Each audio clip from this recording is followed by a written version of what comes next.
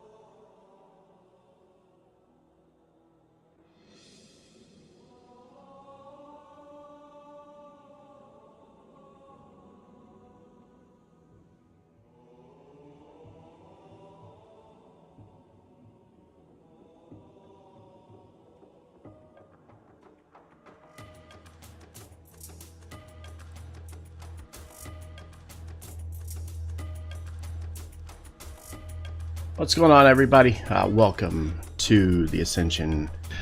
Let's see, what do we have going on?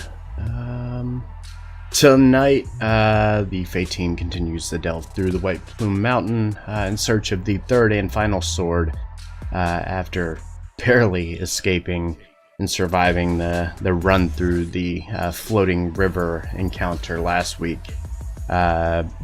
Couple of announcements. As mentioned on Wednesday, Ascension is going to go to a twice monthly schedule, like almost all the others here. It also means that next week we are going to be off for this campaign, but Tyranny will happen both weeks, so that'll continue on like normal. Empire is live on Wednesday. Alliance is still out until May 12th. Next Giants game looks like May 9th. YouTube update. Our upload day was really smooth, actually. It was pretty quick and easy. Everything loaded up, went to the website, and got a bunch of views, people interested in the games. And then we are collectively, as a group, between me and a few other people, are working on a new game that we are going to put together in the form of a one-shot first to test the mechanical waters of it, make sure it's going to work and function properly. Other than that, that's pretty much everything. Is everybody ready over here? Hello? Hello. Is everybody ready here? Hello. Sorry, I was dying coughing for a second. Oh, everybody is in here. Everybody it's is a here. party. People here on time. This is Please. crazy. Please, no more subwoofers. All right, Kaylin. Oh shit, I didn't write up a recap. Oh well. We're gonna wing it. Oh, She'll be right. yeah. Also,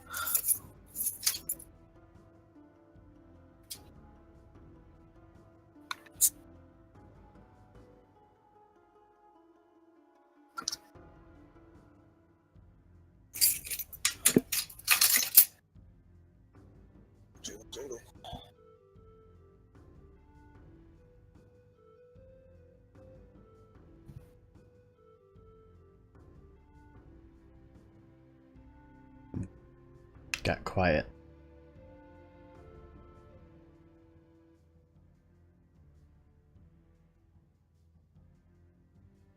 I don't know, guys. I have no idea what's going on. Oh, crap. I need to add my magic items. My, D&D Beyond sheet. D&D Beyond, what's that?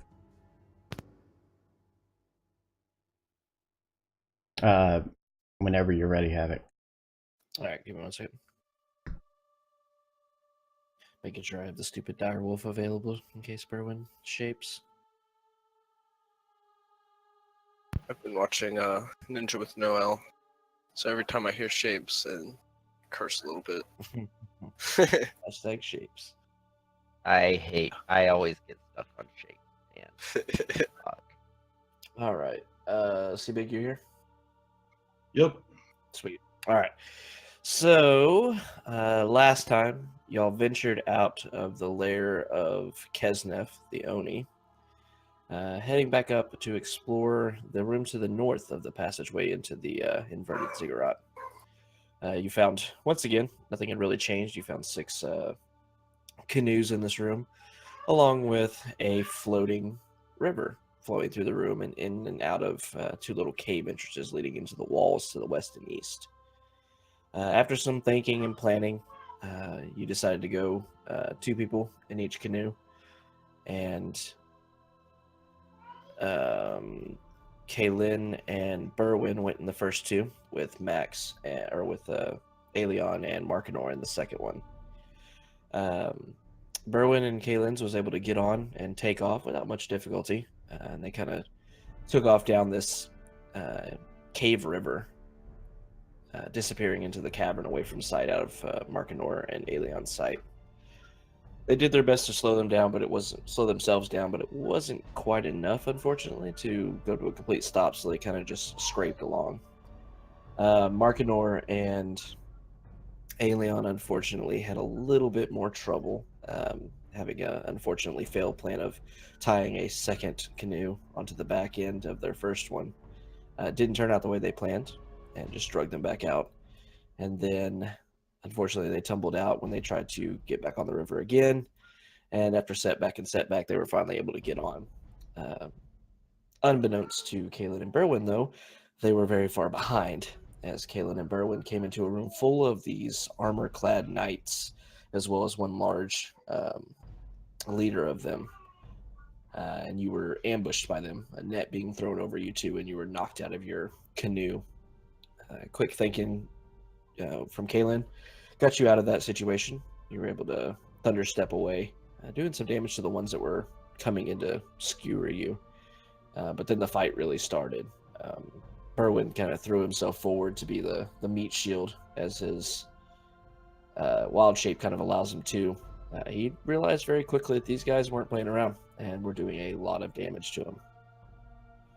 Slowly but surely, Markinor and Aelion came up from behind, also joining into the battle, and helped dispatch all of these knights, as well as their leader, who was pretty much about to kill Berwyn. I believe Aelion also went down unconscious for a brief moment in that fight. All in all, it was pretty difficult for y'all.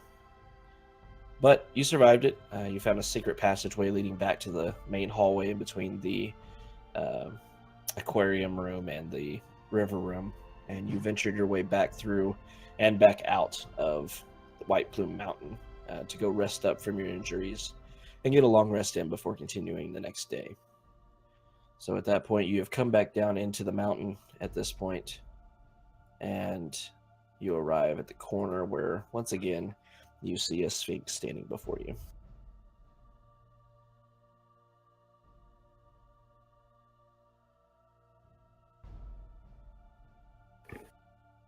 Like, right there he is. And if I remember correctly from last session, you said that he was kind of positioned a little different now? When you were walking by him to head out, whereas the second time that you walked out of him and went to go rest, nothing seemed differently. However, last time when you left, before you started heading up the stairs, you heard kind of a motion, a movement behind you, and you turned around, and it seemed like the air had almost been cut off between you and the Sphinx. You kind of assumed that the Wall of Force has returned.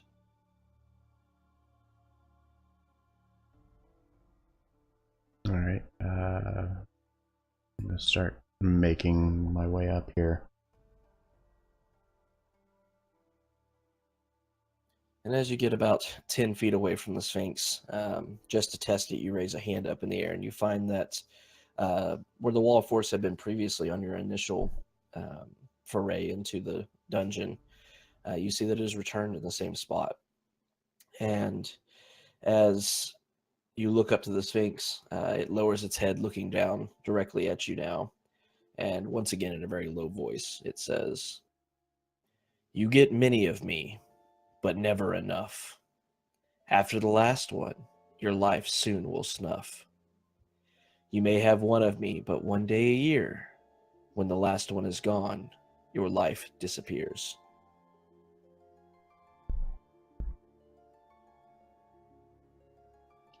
Sounds like breaths to me. Mm-hmm.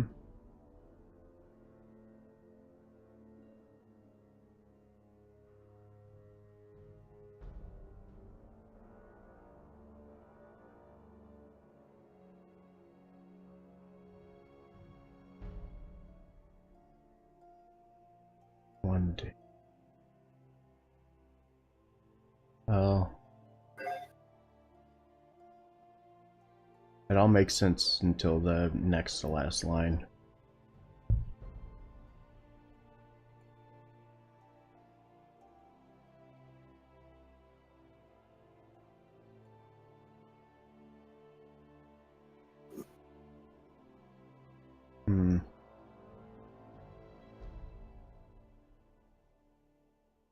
What could that be?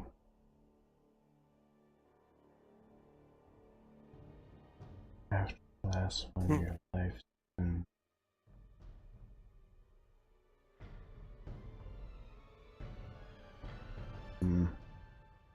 Anyone else with other suggestions?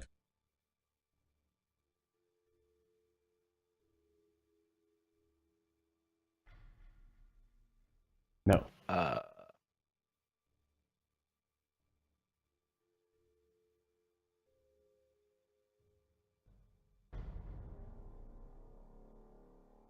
That third line is really confusing. That's what I was keep looking at. Because Kaylin's suggestion makes sense until you get to the third line, and then it doesn't.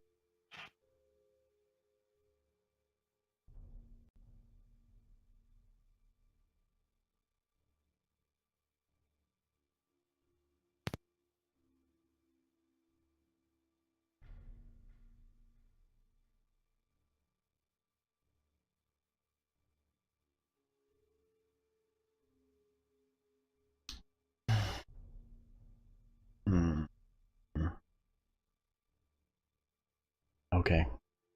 We gotta think of other ideas here, because this is not working. Yeah.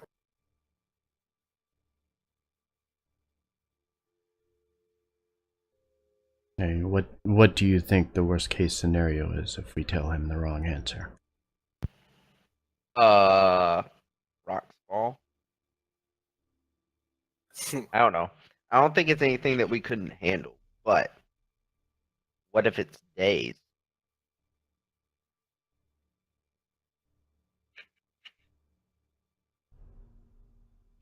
And it like prevents us from going forward. No. What if the answer is days?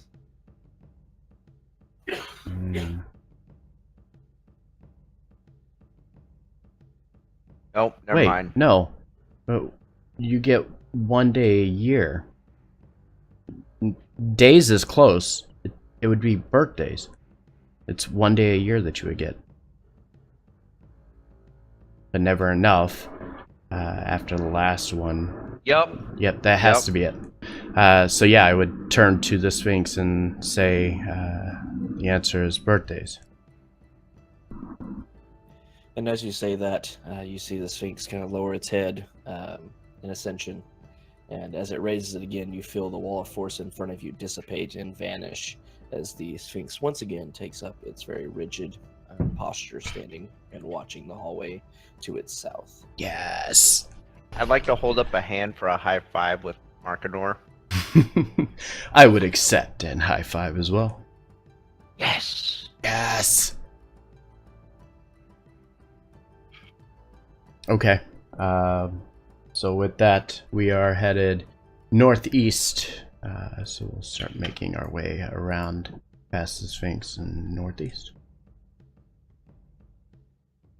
All right. So as you begin moving, just a reminder, after your first day into this dungeon, you dived into a little well up to the north and turned this gigantic spoked wheel. Mm-hmm. And as you came in the second day, you noticed all the water that had previously been covering the floor was gone.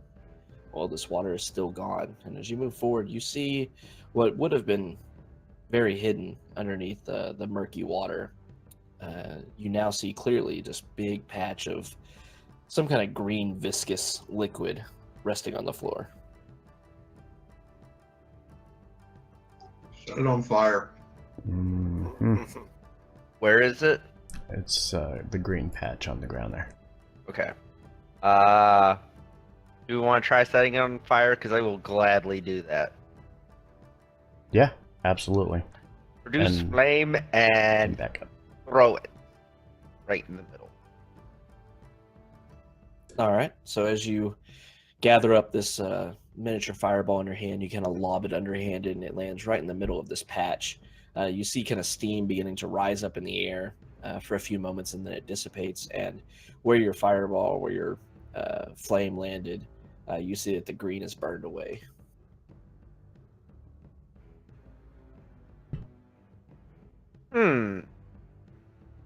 It worked. Gone. But that would take a while to clear this whole patch for me to do that. I mean, I could assist, but I don't know how well Sacred Flame works on this kind of stuff. It's not technically fire. It's like a radiant fire. I'll try it anyway and cast Sacred Flame. Just continue to try to clear the path ahead. Much like when Berwyn cast his Produce Flame, your Sacred Flame, even though it's not quite the same, it's radiant damage instead of fire damage, but it is still burning away this material. And how much of it is in front of us still? You're pretty much burning a square away. Okay. A 5 foot square with every attack. So take you just a couple 30-45 seconds to really clear this away. Yeah. Yeah, and I'll Yeah. just... Mark can already do one side, I'll do the other. Alright. Yeah, just continue one after another casting Sacred Flame to clear a path. Alright, so you kind of continue on moving forward. This little bits of steam kind of hissing in the air, but after a few moments you're able to clear out the way, and none of the green slime seems to remain. All right. Onward we go.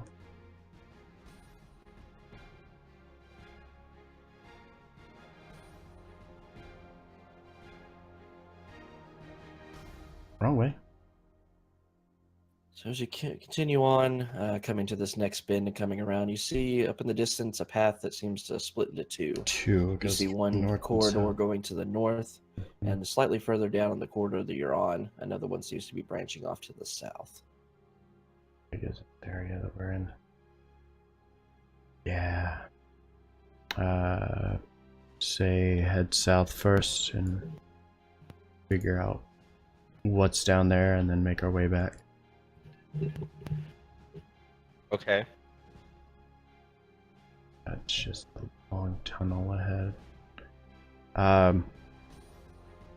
Would we kind of be somewhat familiar with like directions and stuff enough to know that up in this direction was where that guy fired the arrow and we heard the locked door? Kind of, sort of, yeah. If nothing else, you've been kind of mapping it out as you usually do. Mhm. So you would say it'll be pretty close to that same area. We do know that those are the ones that are keeping us from moving forward in that direction. Potentially. I think that might be a bigger conflict than possibly what we might see going south. Be a little easier to clear out south and then go that direction. Probably. Yeah. So yeah, with that, kind of move up and take the front position here and start moving south.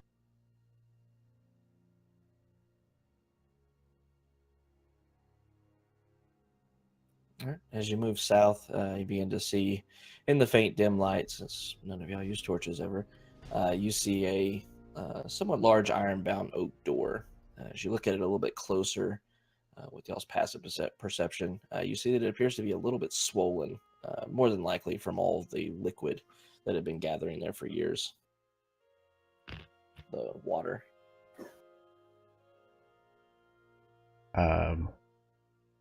If I go up to the door and take the end of the warhammer and kind of gently tap at the wooden parts of it, does it feel very like soft or squishy if I do so?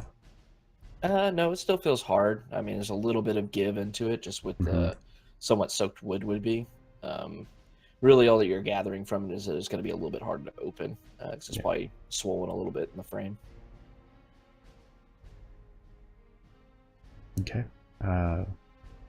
And checking to see if there's any traps or if it's locked as well. Okay, give me an investigation check.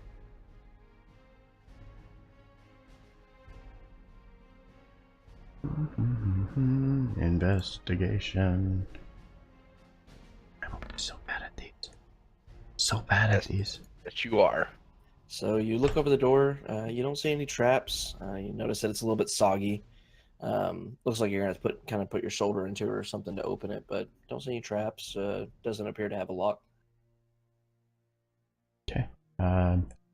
Somebody want to help me push this thing open? Does it push or pull, actually? It pushes away Okay. from you down to the south. Okay.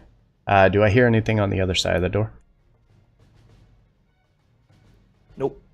Nope. I don't think you want me to try to help you push.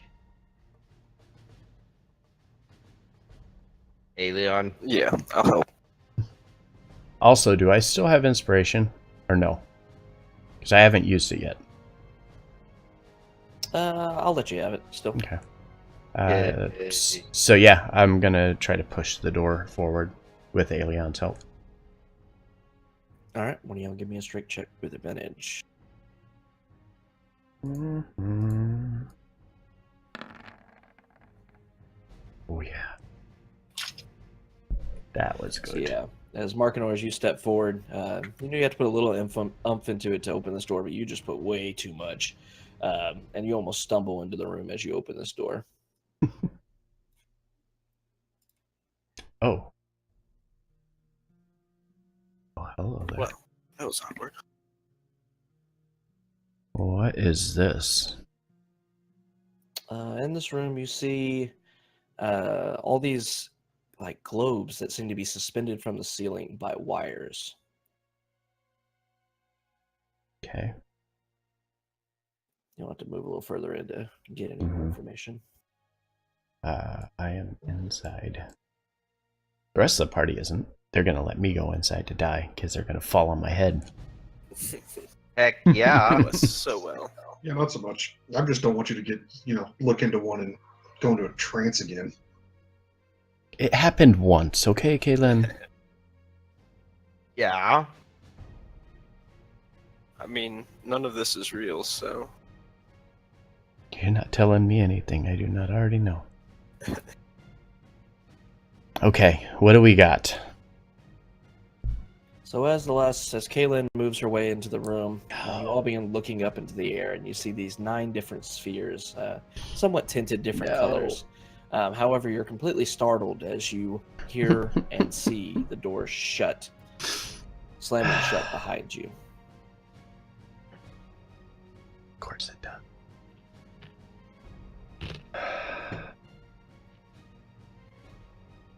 Okay. So, Well, here it goes. I guess we're doing this now. I'd like to start looking at the orbs individually. Just one at a time, from the southwest going north.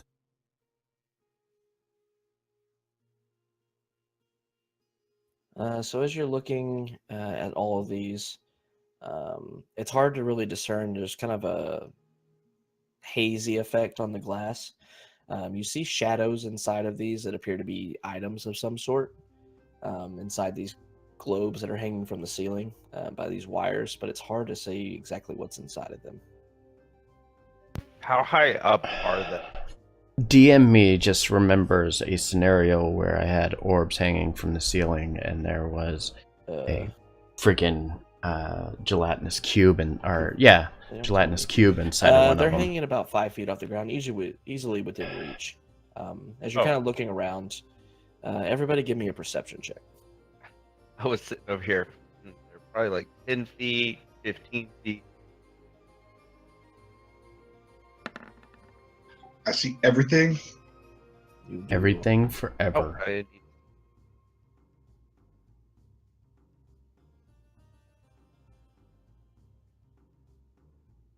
Talia? to roll that perception.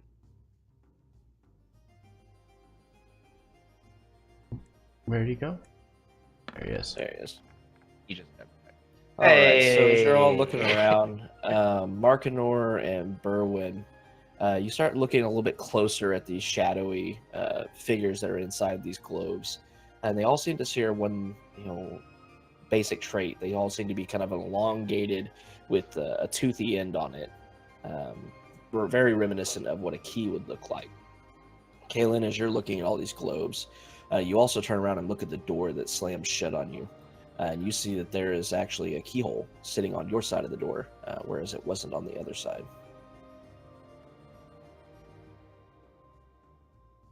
Berwyn, Yes. can you try to turn the knob on that door for me, please? And see if Alright. the door opens. Go and try and turn the knob and see if the door opens. The knob doesn't budge. It appears to be locked. I think it's locked, buddy. That's what I was afraid of.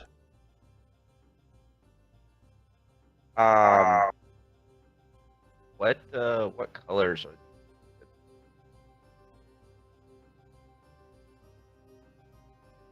Do what now? these globes? Are they look like they're filled with liquid, or It's like I said, it's hard to get very specifics. You see, all of them seem to hold something like a apparent treasure or something. Lots of little, goods. But on top of all the little piles inside of all these, you see what appears to be a key sticking out of each one. and they're solid all the way around? Yeah, they're spheres. Do you want to try shattering one of these and trying that key? I don't really know a better way Can I check the lock and see if there's anything that would give away any clue? You can give me an investigation check Okay. I would like to help with that. with advantage. Hey, good thing. So as you look down at this this lock here that is on this side of the door, obviously locking you into it, you kind of look at the lock and look back up at the spheres. You don't get a lot of information aside from you assume a key probably goes into this lock. Do any of the keys look different? Nope. All of them look the same. Mm-hmm. Do I see any movement inside of the globes?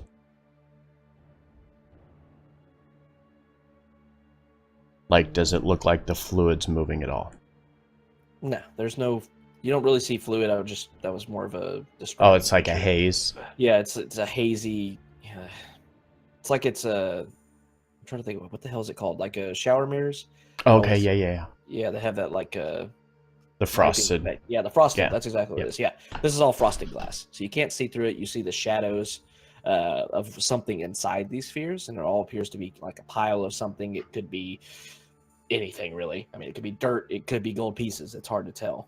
It just looks like a pile of stuff, and then you see kind of the shape of a key, either sitting with its front end down or the back end down, and jutting out of whatever it's sitting in inside each of these spheres. Yeah, I don't think we should just go breaking these without doing some investigation first, because we don't know what's in them. Where's the fun in that? It's called death. Oh, okay. And there's no openings on the top side of it. They're just solid orbs. Yep. Okay. And is there any indication on like the lock, like colors or No, scripts? I looked at that. Nope. Or that's what we looked at.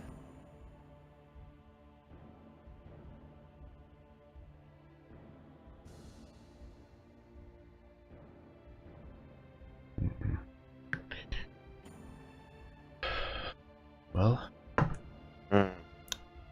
we could start with one and work our way around the room. To be honest, I'm kind of out of suggestions at this point. Wait, you had any to begin with? Got us past the Sphinx, didn't it? Touche. Touche. I'll give you that one. So which one do you want to smash first with your Warhammer?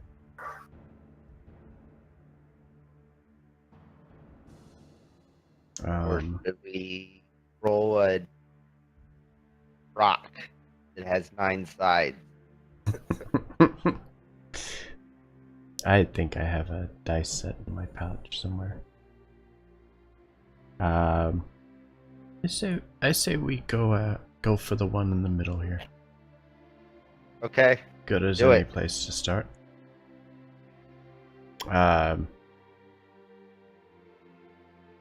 Not wanting to just kind of fling the Warhammer as hard as possible. I want to actually pick it up and kind of tap on it and see if just a small tap is going to break it first.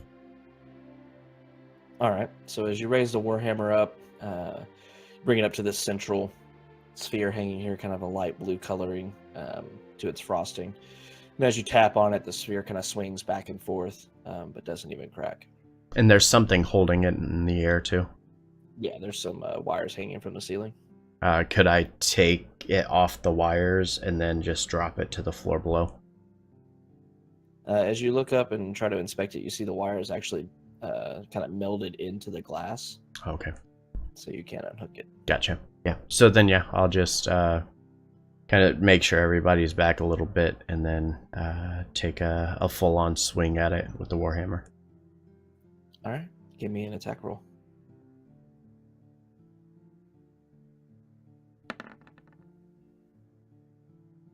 Yeah, you hit it. Okay. Do I need to give damage? What's your Or is it modifier gonna damage? break? I think it's more than 3, so yeah. Yeah. It only has 3 hit points. It's So, it's a +3. yeah, so. you bring the hammer through and just shatter straight through this. You were going for this one, right? Yep, the one in the middle. Okay. So as you swing through it, you see what appears to be a bunch of gems and a key fall down to the floor. Okay. And nothing else seemed to happen, or we don't hear anything moving or anything kind of out of place from what it was. Nope. There's some glass on the floor now. Okay. What kind of gem? Give me an investigation check.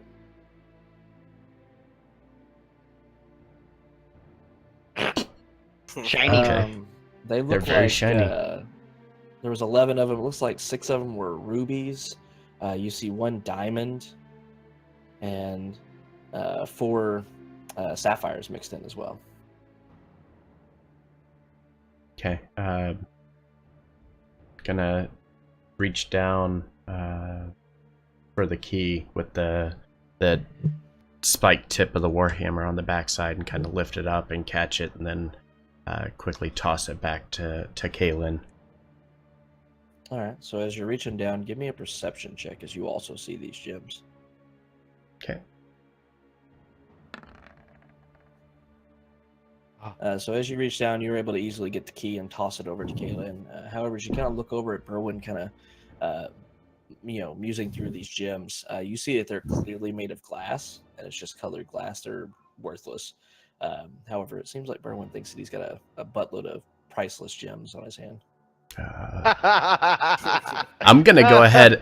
I'm gonna go ahead and pick up the gems and just kind of look back at Berwyn a little bit, and then tuck them into my coin pouch. Oh. What? So yeah, Caitlin should have the key and can unlock the door, or attempt to with that key.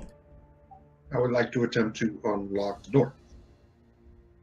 All right. So as you slip the key into the lock, it fits nicely. However, when you try to turn it, it doesn't turn at all.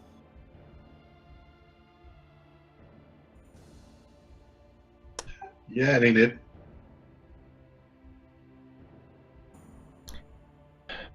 All right. Who wants to be the next one to pick? The black one.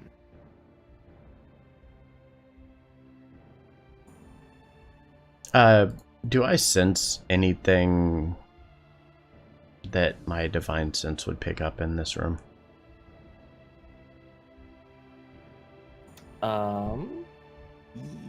What's your divine sense looking for? Basically to see if any forces of evil kind of register from anything, any of these orbs. It's like a bag of holding. Yes. In which direction? From your perspective, to the northwest. Ooh, let's go smash that one.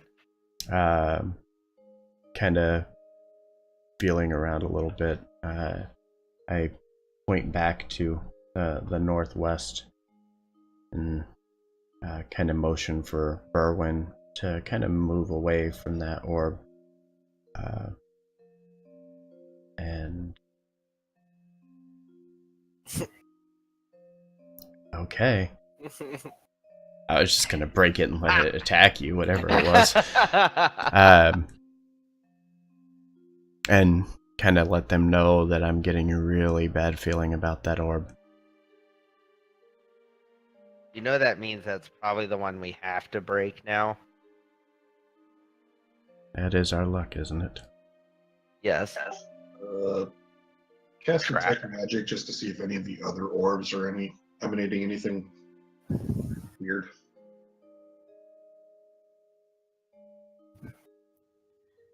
No. Your detect magic goes off on all the orbs. It almost seems like there's something blocking looking inside of them, though. God. Okay. Does the key glow? No. Okay. Oh. Shall Smash the one to the south. Smash the black one. That's my vote. Is that what we're doing then?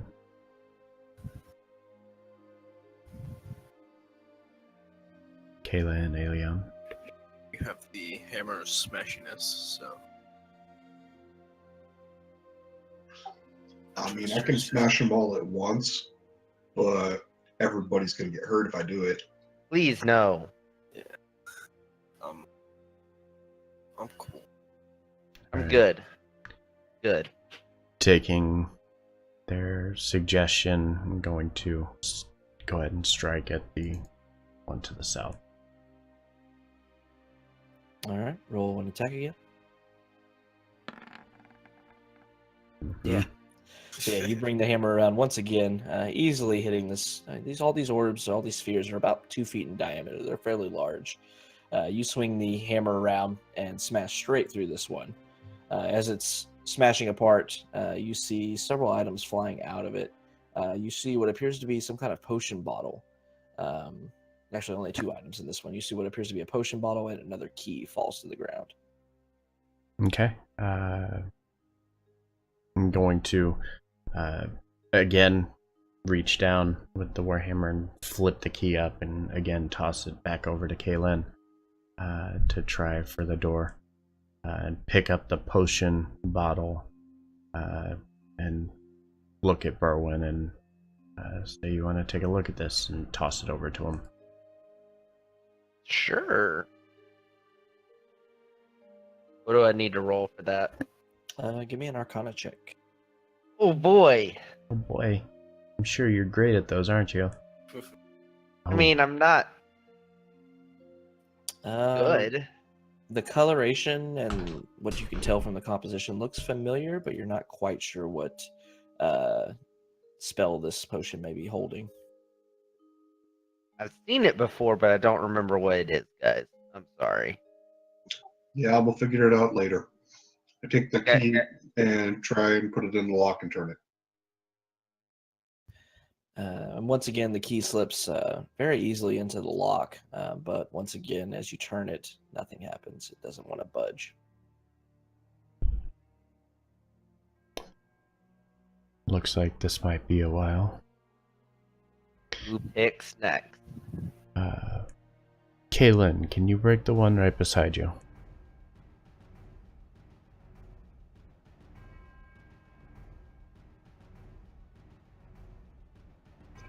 No, but that's just because I don't really have. I guess I could. I have a hammer that I could use. I'll hit it with my stick. Or a crowbar. Or Eldritch Blast, maybe. Or Eldritch Blast. It's just a thought.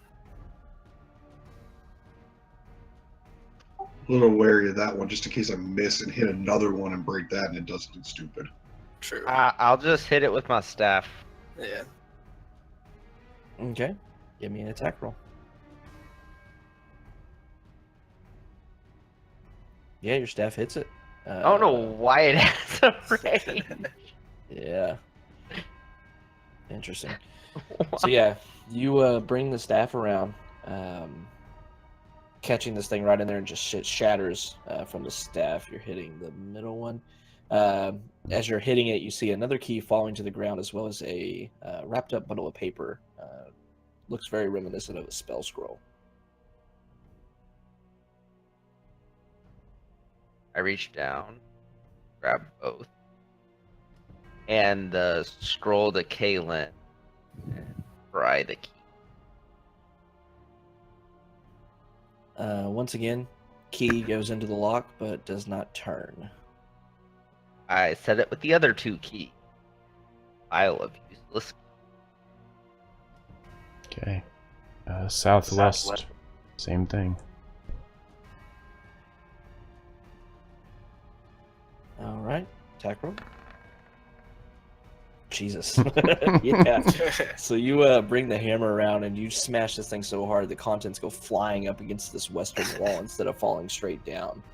You see what appears to be another spell scroll as well as another key. Okay, same thing. Toss the key back. Pick up the spell scroll and take a look at it. Calm down, Mark. You can try to look at it, the spell scroll, if you give me an Arcana check. Okay. Can I see it? You have one already to look at. Nope. Yeah. Can I see mine? Looks Yeah, like give a me also Oh. an Arcana check. looks like a bunch of Keeper? words. Yeah, you can read it. Doesn't mean you can understand it. Markinor, as you're looking it over, looks like mostly gibberish. You recognize a few entries in the spell, but you and Caleb both, y'all recognize little passages of it, but it's hard to tell exactly what its intended effect is supposed to be.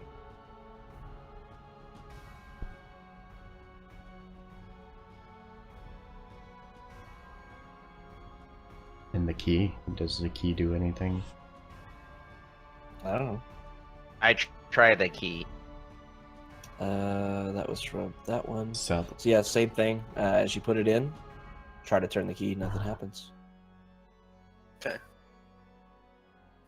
I'll reach up and swipe at the one in front of me.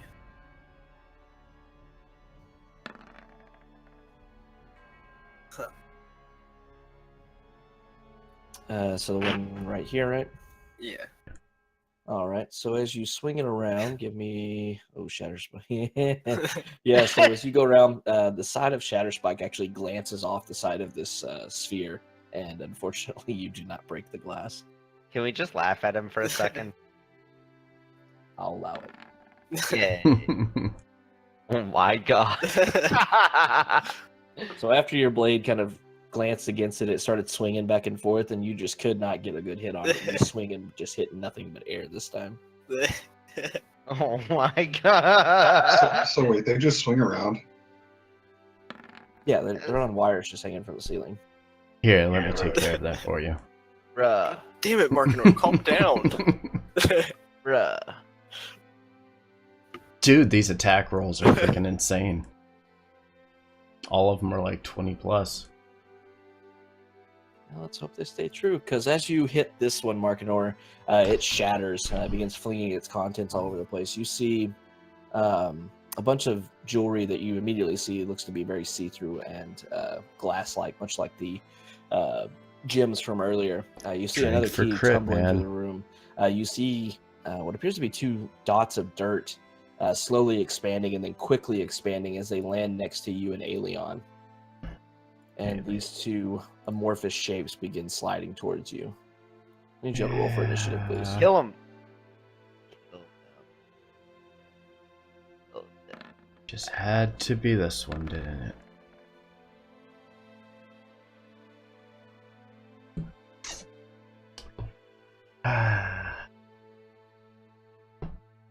Okay.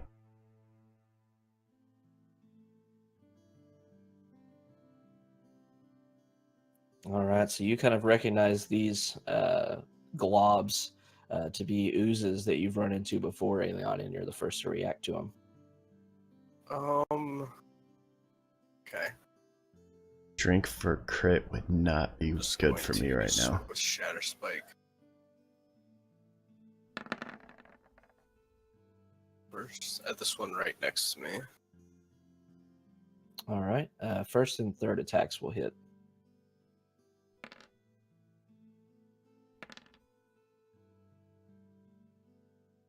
Jesus. This did damage. Yeah. So yeah, you bring it around, cleaving through this creature. As you kind of hit it, instead of seeing blood or injuries or anything, like the pieces of it fly to the sides away from it and sink into the earth. As you do so, there's almost nothing left of this thing after your two attacks hit. That's all I wanted to do. All right, Kaylin. All right, I'm gonna, seeing that one almost dead, I'm gonna go after it with a couple Eldritch Blast. Okay.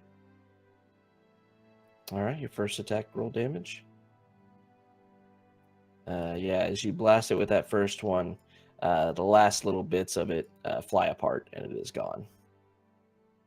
So we can say your second one was aimed at the other one if you so choose. Yeah, it's the same direction. Okay. Yeah, that also hits.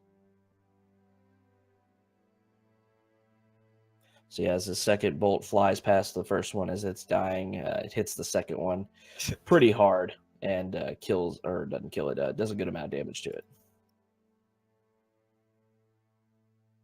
Anything else? That's it. All right, well, it's going to retaliate and is going to try to hit Markinor. Okay. Just an 18 hit. Does not. It tried its best. It tried it. It really did. If it had rolled with advantage, does it get advantage from anything? Nope. I think he's the only one that wouldn't have hit. Yeah. Yeah. I think so.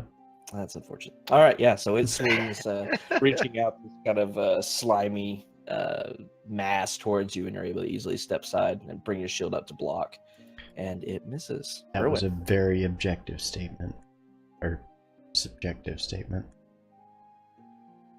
Yeah, Gonna throw a little bit of fire at it.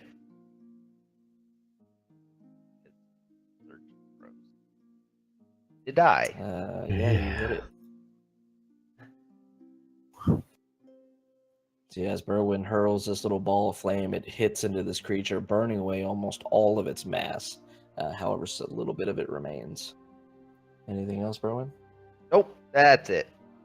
All right, Markinor. All right.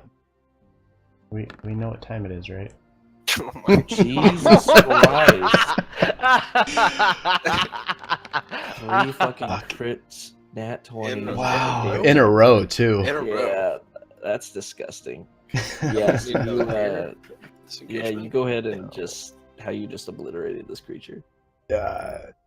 Yeah, so kind of feeling the strength of the hammer going through everything. I'm just like, I'm in the zone, and I almost like golf swing at this thing and just knock it all the way across the room from where I'm at to almost down by where Kaylin is.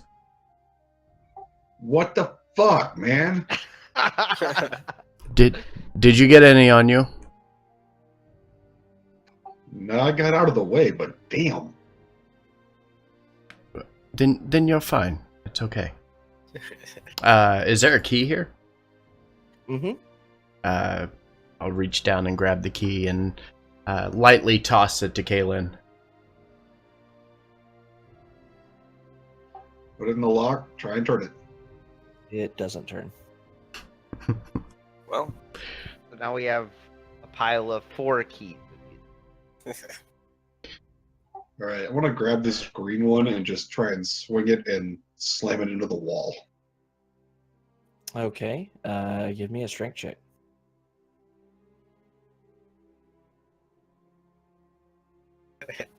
So yeah, you lean into it and shove it against the wall. However, you don't quite get enough power into it, and it does go up and hit the wall, and you see it almost beginning to crack, but it wasn't quite enough to shatter it. Yeah, be like Aeon and try again. Elion just Okay. kind of shrugs and puts his swords away.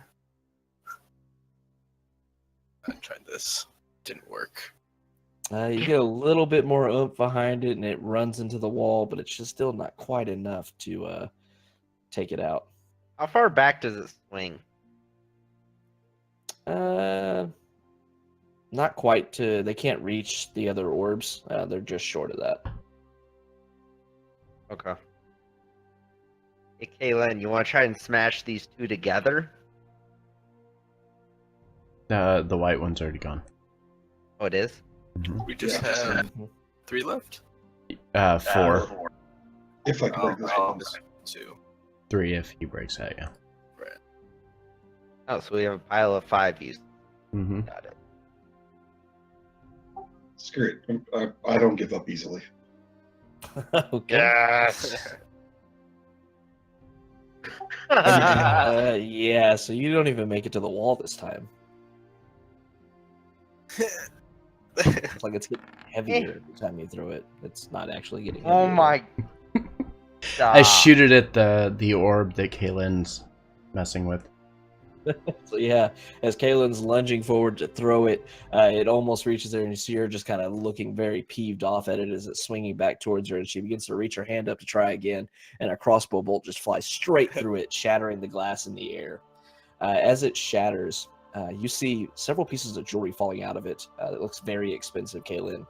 You see another key tumbling down with it. However, the jewelry and the key all begin to swirl in the air for a few moments, almost suspended, not falling all the way to the ground until they're flung across the room. And Kaylin, you see as appears to be some kind of creature swirling around in the air appears before you.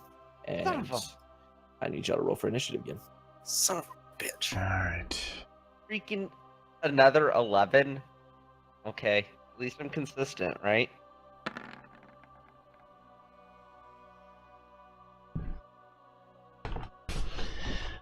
I almost got a 20. Kind of nonsense is Oh, this? hi, dog. That was a little startling. That's weird. Why is it? Why is it what? It's not rolling. It's not rolling whisper even though To it's set whisper? to- Bum, bum, It told me I didn't Wait. roll because I didn't have my token selected, but my token was selected. Yeah. Maybe Okay, it's well. maybe it's so shadowy that it doesn't even listen to you. Oof. Oh, That's too bad supposed to that go was the to first 2. roll. Oh, yeah, unfortunately, I gotta take that away. Womp womp. Oh no, I just wanted to make sure it was working. Oh yeah. Dog, you'll eat in a minute. What's your dex mod, Kaylin? 4? 4? More, it would be more than a 1.15. Yeah, it's a 4. So it'd be what, 0.4? Yeah. Oh, you know what?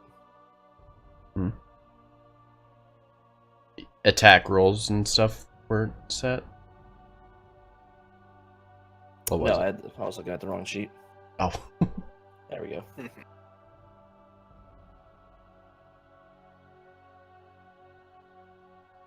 Okay, there we go. So, now that we actually rolled with its thing, which that's a +5 dex, so. Alrighty, so as this creature begins swirling all around Kayla and Aelion, once again, you are the first to react. Just pull out my swords real quick. And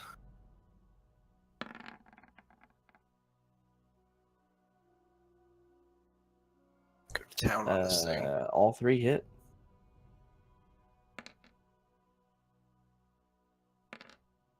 And that pushed you out of the way, Kaylin.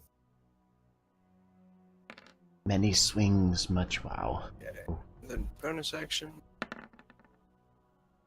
Also hits. and then I'll count. So 5, 11, 22, 29, 37. Yep, that's what I got. And that's it. All right, so as you bring around Chatterspike and then following up with your rapier, just completely having the drop on this creature, you just start cutting through the wind. As you initially do it, you're not really expecting any resistance or anything from the incorporeal being that you're attacking. But as you begin to swing through it, you do feel resistance against it, and you're able to clearly feel that you're doing damage to this creature. Quite a bit of it, actually. Hello, Darkenor. friend. I'll move right here. And I'm gonna try to hit it with my warhammer. Okay. Try. Yeah, you'll hit it. For 11 bludgeoning, and I'm gonna just war priest and do it again. Okay. Oh, Yeah, Jesus. for another 10.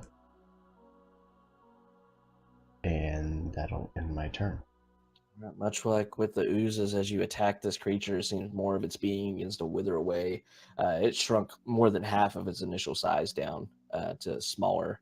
That being said, it is going to step forward and take up the space of all three of you. And as it does so, a whirlwind surrounds it. I need strength saving throws from all three of you. Okay.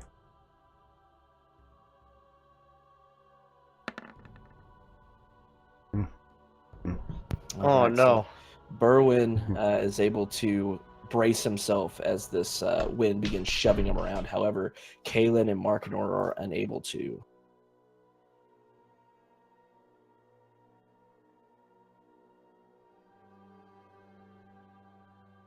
All right, Kalen, you are flung south 5, 10, 15, 20 feet, and you slide across the floor as this bludgeons into you, and you take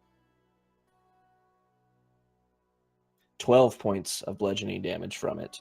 Markinor, you are flung north right into a wall, and you take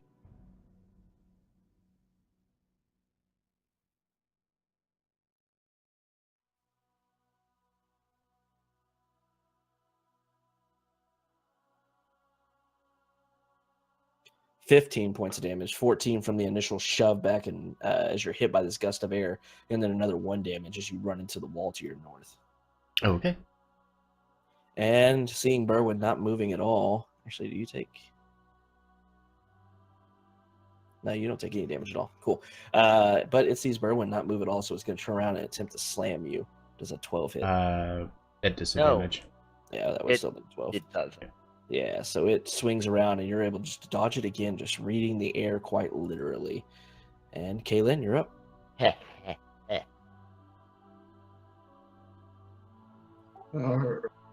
Kill it. Burn it.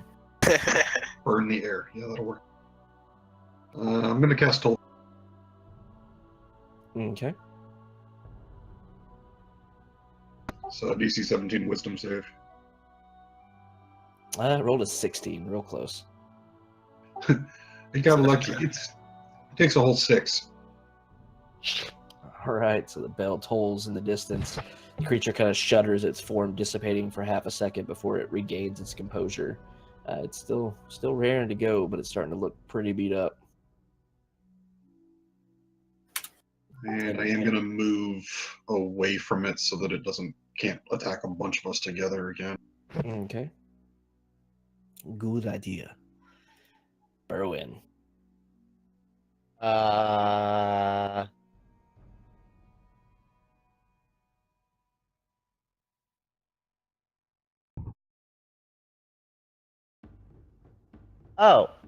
Surprise staff to the face.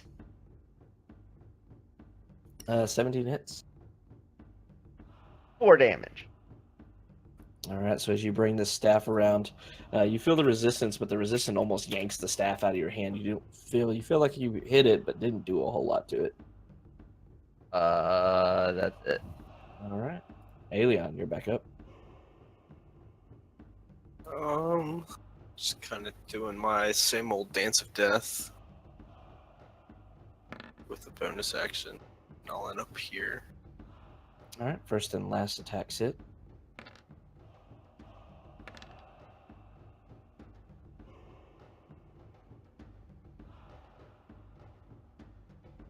Swirling around, slashing and poking. Yeah, so just being careful not to stab into your friends as this kind of air whirls around. You're able to do it, and you take out almost all of its form. It is still standing, though. Arcanor, you were up. Kill him for us.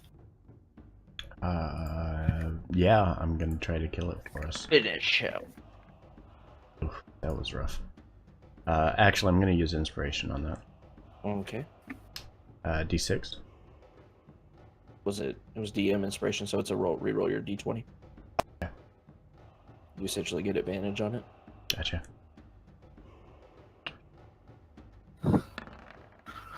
Hey, Hey, much there better. you look at that. 25 hits. for 9 bludgeoning damage. And it is enough to take this creature out as you bring the hammer around, and you feel just the act of God coursing through your veins, making a missed attack coming back through and making it where you hit it instead. And as you do so, you swipe through this air, feeling almost no resistance as the creature is slain, and the whirlwind around it, around you and Berwyn, just dies down to nothing.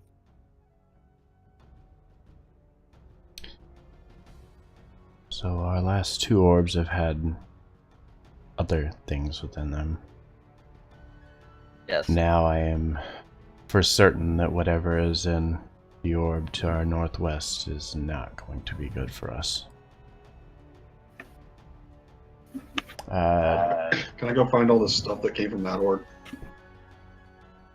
Yeah, you see, it's kind of scattered around the room now, but as you're looking around, you see a few pieces of jewelry. Looks very expensive. You think, just eyeballing everything, probably about 12,000 gold pieces could be gained from these 3 pieces of jewelry. Okay.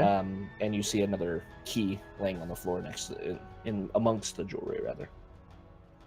Okay, I'll pick it all up, take the jewelry, give it to Mark in order to put in his bag. You said 1,500 gold worth?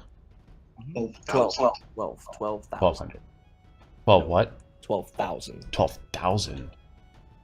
Oh, that is very different. 3 zeros. Yeah. And then I check the key to see if it works. Much like the other ones. Twist it, nothing happens. Which ones haven't we smashed? You haven't smashed this one. You've smashed the other 2 in that row. You have I'm not gonna hit smashed the one to this the one. south. No, we haven't hit the... Yeah. That one's still Yeah, you open. haven't hit that one yet. I'm gonna go for this one then. Okay. Wait, we smashed the pink Mm, West no, one? you have, No, you have not that's... smashed. Okay. You smashed the center one and the one to its right. Mhm. A couple others, but you haven't smashed the one. Yeah, you hit it. You bring around your hammer, and once again, you smash through this glass. As you do so, you see a pouch actually dropping from this one, along with another key. Okay. Keep me, sir. Going to toss the key over to Berwyn, pick up the pouch, and take a look inside. It audibly jingles as you pick it up, and you look inside, and you see more or less 600 gold pieces sitting inside of it. Okay. I'll put this on my list of things that we have. This is a hearty jingle. Mm-hmm. Yeah. Certainly I'd like to was. try the key. As you turn the key into it, you begin turning it, and you find the key actually starting to turn, and then you look down and actually see it's just the sweat on your hands that's turning along with it. Which is another key that doesn't work. Oh god, Wow. That is me in real life. I literally have the sweatiest hands you could imagine. Now getting a little frustrated and realizing that I'm probably going to have to face whatever it is that was to the northwest here. I'm just going to attempt to smash this thing apart too. On the west. Yeah, you hit it and smash it through. As you hit this one, you see another key drops out of it, but you also see what appears to be a silver ring falling to the ground along with the key.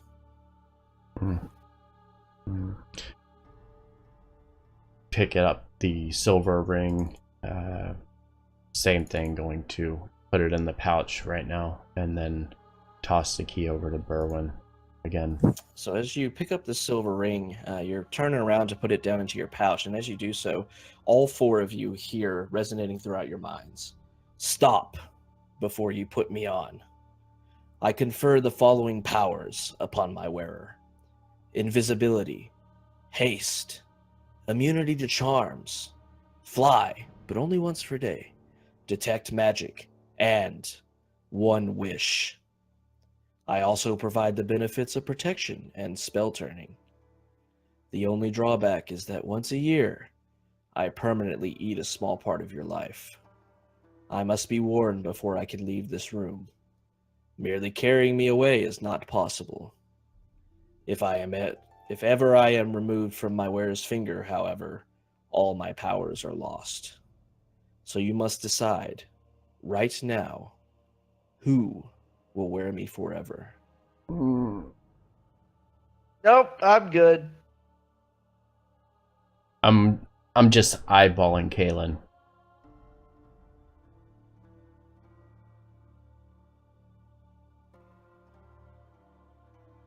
I mean, if nobody else wants it,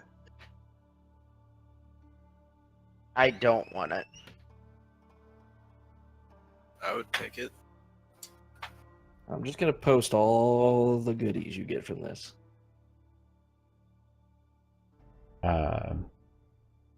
This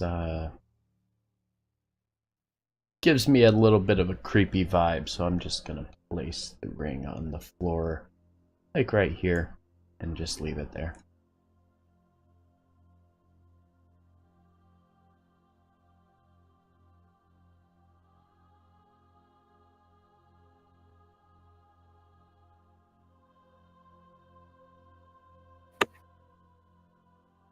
Does that key work, by the way? I haven't tried it.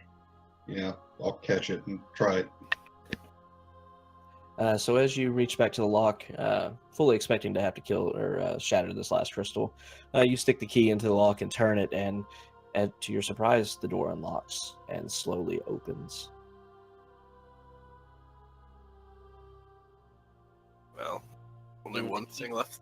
A ring.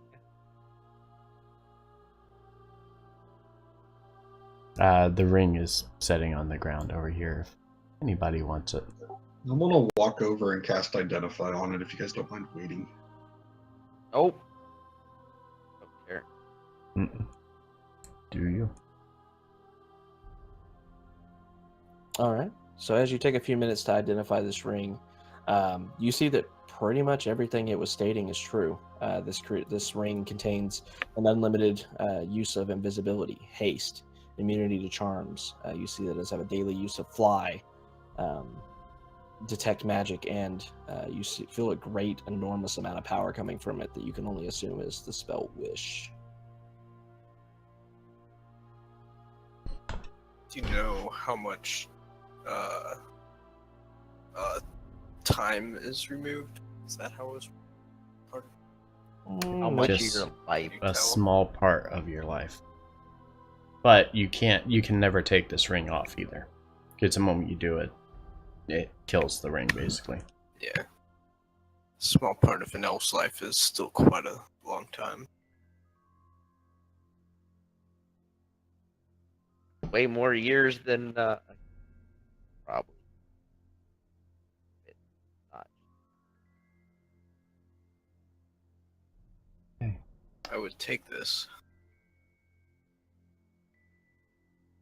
for, I don't know, kind of removes the ring of protection on his finger.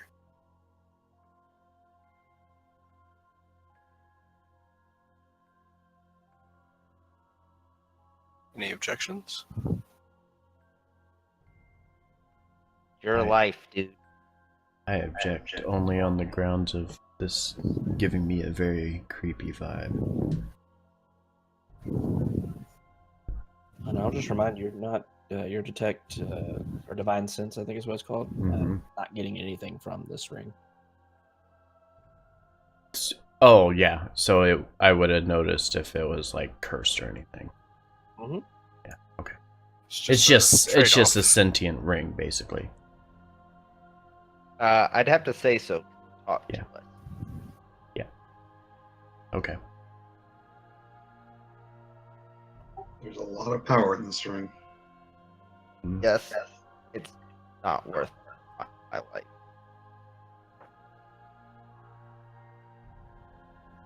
It is worth mine. 'Cause my life hasn't been much to begin with.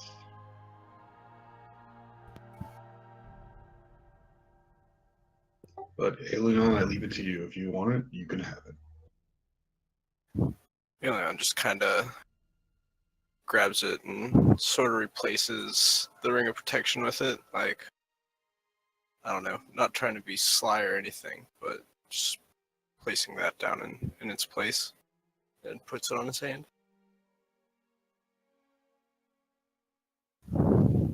I feel I can do much good with this. Yeah, and even as you say that, you feel the power radiating through you. You feel the ability to turn yourself invisible, to make yourself twice as fast. Can't quite make yourself fly, but you think that's the vibe you get is more so just because of this room.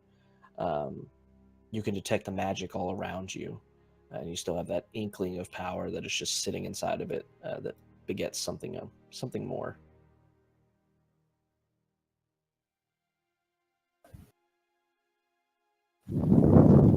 Are we to leave the other orb here then?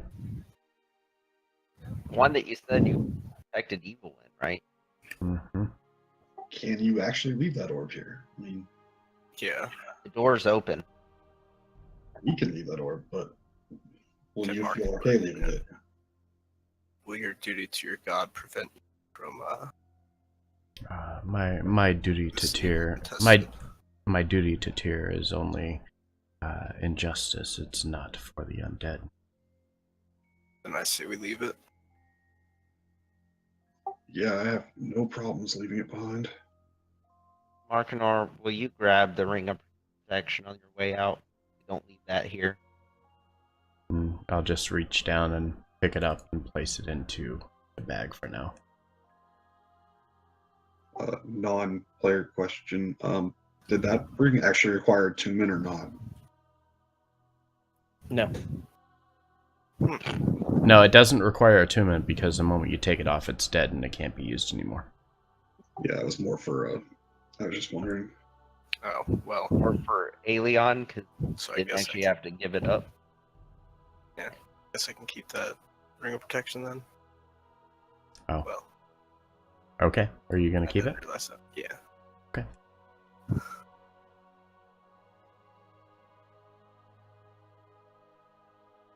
Okay.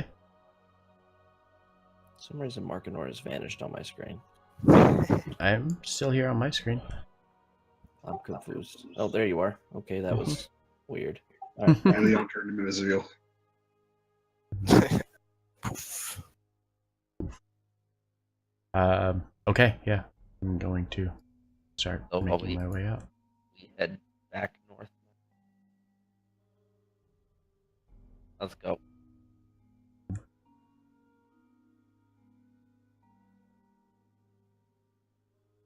Everybody feeling healthy? I'm fine. I'll be okay. Sure. Okay. No need to waste So you anything on all- me yet. You all begin walking forward, heading towards the other pathway. Yes. Aelion, as you step out of the room, that coursing power that was flowing through you from that ring immediately vanishes. Hmm.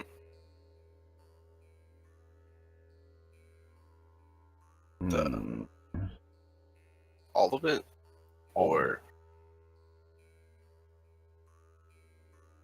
Well then. I just don't say anything. Just keep walking. Alright, so as you all begin Worry about it to later. head to the north, we're gonna go ahead and take a 15-minute break or a 5-minute break, real quick. Okay. Okay. All right. 5-minute I'll break, be right guys. back. I have to Be laundry. right back. Yeah.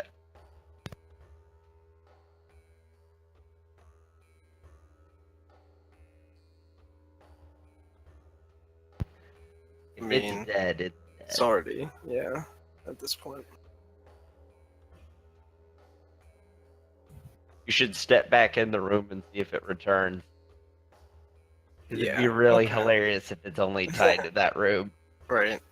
If it is, you could burn the wish spell to make it Oh my god. without taking your Yeah. life. That was actually what I was going to say, was go back to the room, see if it works, and if it does, then use the wish to wish that it stays active permanently. Okay. You could probably throw in. You could also probably throw in that it doesn't take any of your life. Ooh, That you'd was have what I was going to do with it.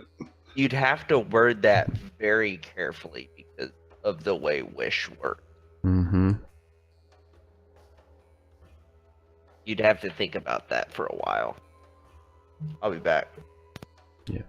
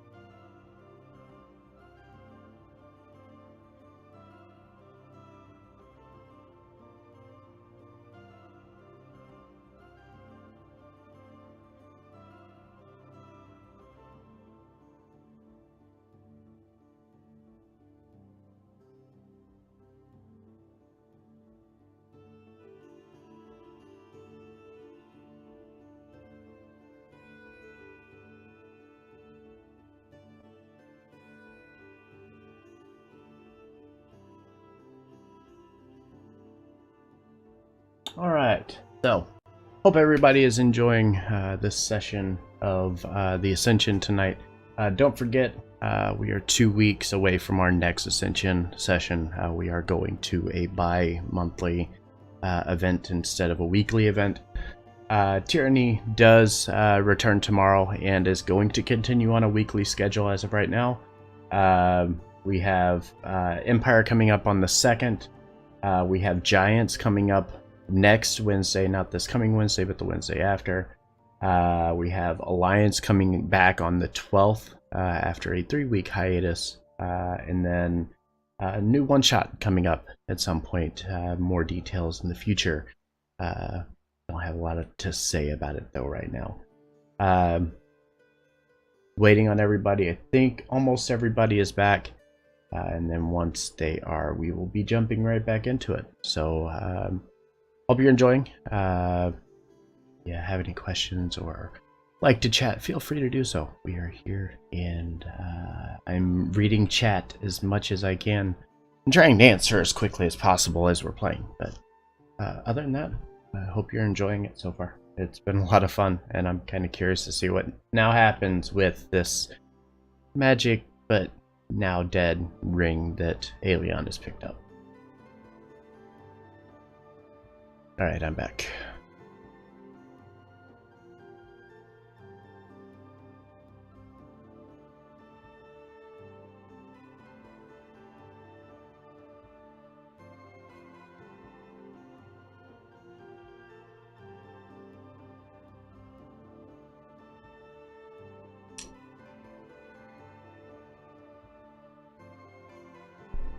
All right, we all back? I haven't heard from hello? Hello? Okay, there. Haven't heard from Berwin or like Alien yet. Thought I heard Alien, but maybe not.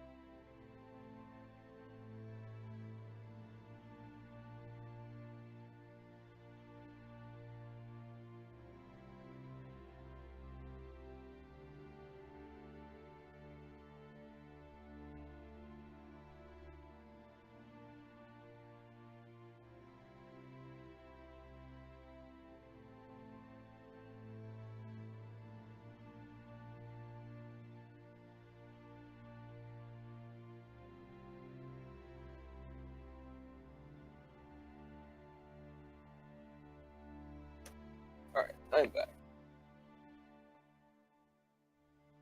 I think now we're only missing Berwin.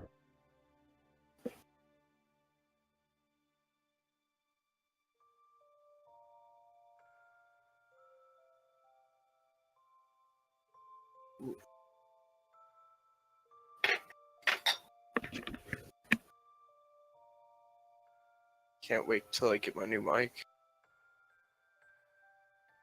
Yeah. The What'd you sound upgrade it? different. The Uh, SL? Yeah, I got the Spark SL. Then I just got a Focusrite interface. I'm just too happy with my blue. Yeah, well, I was going to wait and get another mic and get an interface. I was just gonna do like a Yeti, but then I was like, I should just spend the money up front. Instead of trying to upgrade later. Yeah, that's the way I looked at it when I spent the money on this. Was like, it's an investment, just so I don't have to worry about it for a long time. Mhm. Yeah, and I'm going to school right now for audiovisual production, so it's not like I'm not going to use it. Right. And that was the thought with the 2i4 too, was that it has MIDI inputs, so whenever I get a keyboard, it's literally just plug in. That's where we go. Going to school for audiovisual doesn't even have a webcam. That's the visual part. That's literally the visual part. Right back. I'm more auditory, oral. That's the word. I'm more oral than visual. The way my brain works. I'd rather edit a song than edit a video.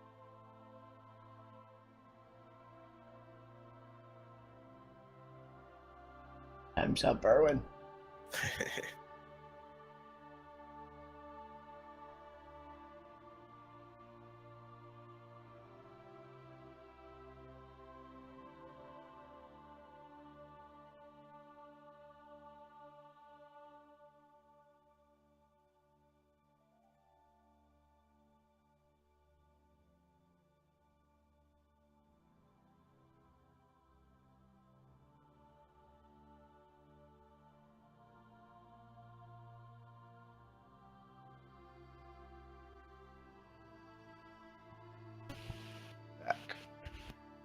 Hey, you made it.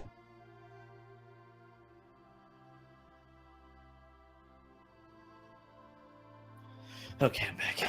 One thing I forgot to do was replace the batteries in my vape. Okay, everybody's here. Everybody's here? Dope. All right. Everybody's here. So, you all leave the room. Alien, you notice that it's... Sorry, I wanted to go back into. You want to go back into the room? Yeah, so I noticed it left. The power left the ring, right? I wanted to go back into the room, see if it kind of came back or no. As you walk back into the room, you feel that same jolt of power rushing through your body. Okay. Including the wish spell. You feel the edge of power. It's hard to tell if it's actually a wish spell or not. So can I try to use it? I guess is the Yeah. question. Yeah, you can try. Try to use a wish spell. No. Out of the ring. What would you like to wish for? That the ring keep its power that it has in the room, wherever, like just permanently, and that it doesn't take any life as a requirement. Okay. So as you utter these words out loud, you feel the hum against your skin as the ring resonates with your wish. The air kind of swirls around you, knocking the bits of glass from all the shattered spheres away from you, and then it all dies down. Okay. Then take a step out of the room. And as you do so, once again, all of the power leaves the ring. Well, kind of go back to the group and report my findings. I think this ring is useless or a sham. Do you think it has anything to do with the other orb that we left behind? It seems unlikely. I don't feel like any of the orbs were really related. I saw no connection.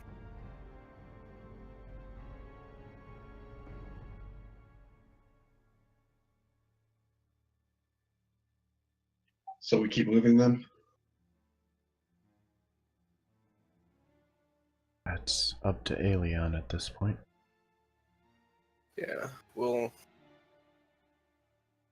I guess whenever we have to identify it again.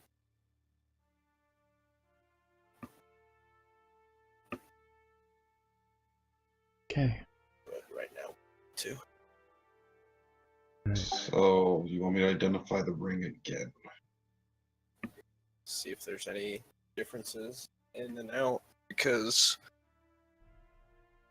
of what happened. Seems First, like, weird. cast detect magic, and I should be able to tell if that ring's emanating magic from his finger. Oh, can I try to cast detect magic from the ring? Yeah, you can try. I know it's whatever, but Yeah, as you try to muster up the magic that you clearly felt before Aelion, nothing happens. okay. And Kaylin, as you cast Detect Magic, you look around, you see weapons and armor of all your comrades glowing with different magic. However, as you take a closer look at the ring, you see it's radiating nothing. Yeah, nada. There's power in this ring, but it's not very useful, I guess.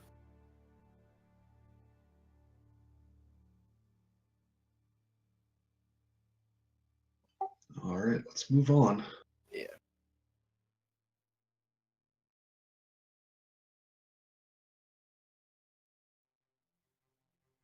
All right, so as you move forward, you see another door ahead of you. Much like the other ones that you've come up to, this one's made of wood and it's laced with iron. It appears to just have a latch on it, no lock or anything of that nature. On the I'd like other, to investigate. I'll help. Okay.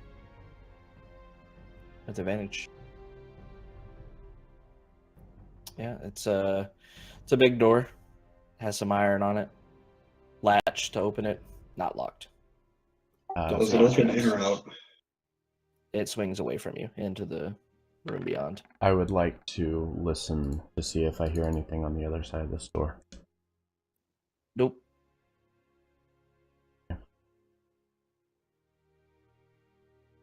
Okay, I guess we go. All right, I want to unlatch the door and slowly swing it open. Okay. So as you slowly open this door, you see initially, the door kind of swinging out from the right, going to the left. Initially, you see what appears to be an empty room. However, as you open it up to see the left side of the room, you see what appear to be 5 flesh golems standing in the room. And as you move in, you see, like I said, 5 flesh golems are clustered against the north wall. Each of them has a number on its chest: 5, 7, 9, 11, and 13. The one wearing the number 5 says, "One of us does not belong with the others. If you can pick it out, it will serve you, and the others will allow you passage. If you pick the wrong one, we will kill you. You have 60 seconds." What were the Or- numbers? It's 9. It's the only non-prime number. Yeah. That what everybody's going with? Yep. Point to the one with the number 9 on its chest. And as you do so, the one with 9 kind of steps out next to the door, and the rest of them kind of assume kind of rigid states, just watching you as you walk around the room. And none of them attack you. At a blistering 9 seconds, you figured it out. Faster than the other group. They took 15 seconds. To be fair, I tried to answer that in the middle of you saying it. That's Yeah. really rude. Dude, that's rude. Let me finish talking. Yeah, I did that. I just wanted to make sure I heard the numbers right before answering and potentially getting us all killed. That was also my plan.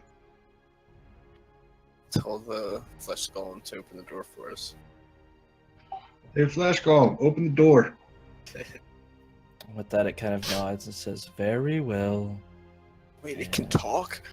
Opens the door. Well, yeah, they told us the thing. Whatever. Duh. They can talk? Wait, how did they just communicate to us? As Aelion's kind of saying that, the flesh golem kind of turns its head to the side and motions its hand out kind of in a sweeping gesture to the door to the north and says, "Right this way, please." Just to be courteous, 9, do you have a name other than 9? Kind of looks at you and then slowly shakes its head back and forth. 9 is the only name I know. Can we give you a name? You are free to do as you wish. Ooh, guys, what do we want to name our new friend?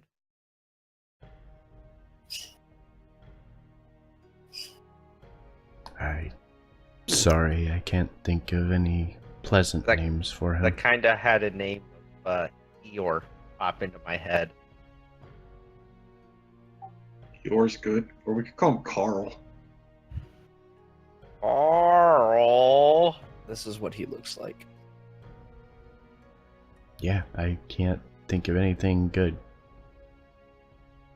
Carl. Or Frank. Very well, Frank, are we going? As you say that, he once again kind of sweeps his hand around towards the door that is now open to the north. Right this way.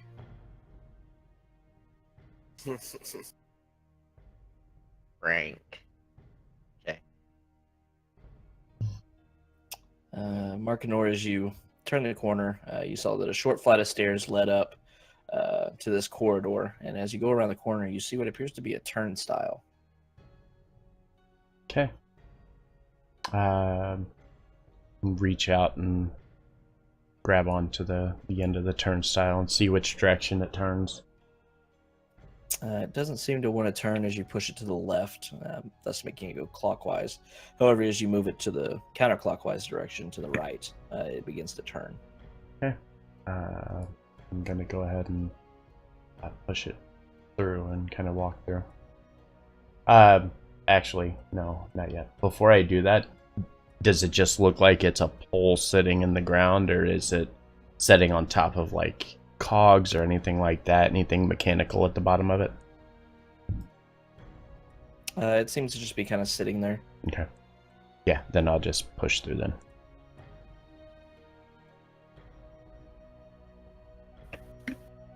I can't actually push through though. Hey, I survived, guys.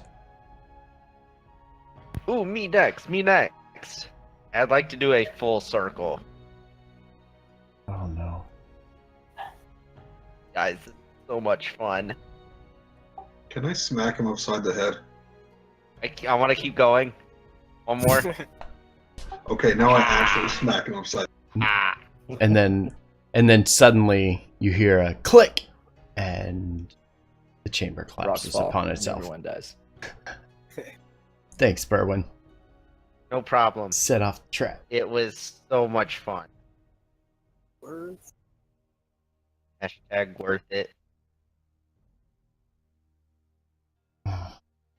Guys, y'all should try that too. Just kind of look at him, say no, just walk. I kind of got this weird feeling doing it after I did it though. The floor started for like a half second to kind of wiggle. Kind of weird. That's because I hit you in the face. Oh. That would explain a lot. And as Kaylin's kind of ranting, she notices that, what you call him, Frank? Yes. Mhm. Frank seems to be walking by and staring very intently at her skin. And as she kind of turns around to look at him, he simply kind of looks her up and down and says, "Your skin is a funny color."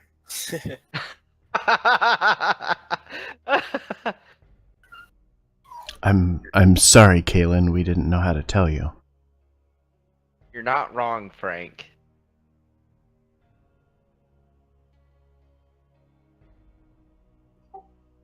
Kayla just walks away.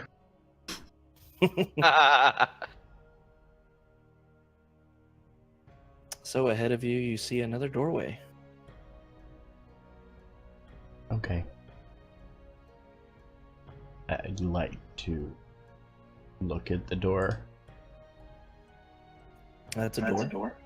Can I investigate the door? You Saw may. that coming. I'll help him. Okay, with advantage. I'll help Kaylin.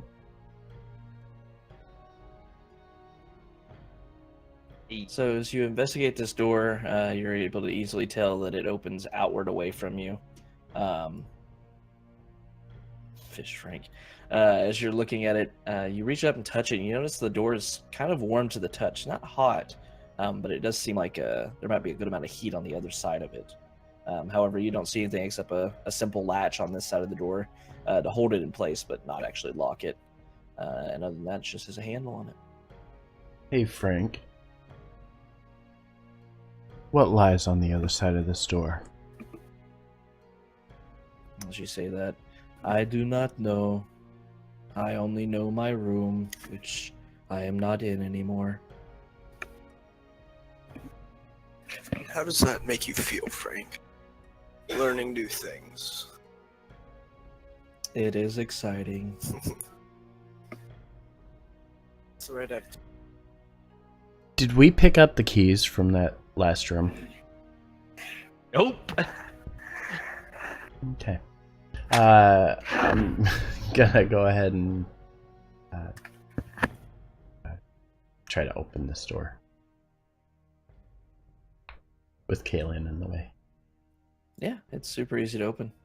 Cool. So as this Oh. door opens, the door opens onto a stone platform in a large natural cave. Opposite the entrance, in the distance, is another stone platform. Between them, a series of wooden discs is suspended from the ceiling by massive steel chains.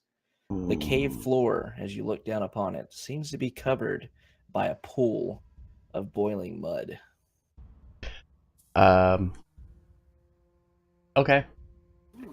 I'm going to reach around my neck and pull out the eagle whistle and put it to my mouth and start blowing it and fly across the room.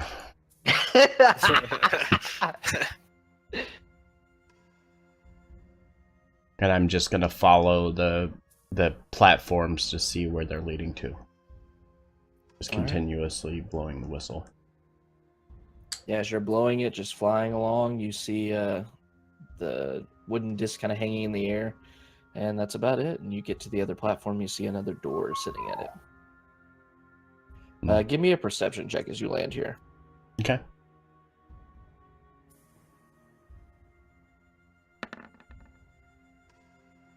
Okay. As you're landing here, the stone platform doesn't look all that different from the one you just left. However, you see little blotches of mud kind of sitting on this platform that looks somewhat fresh.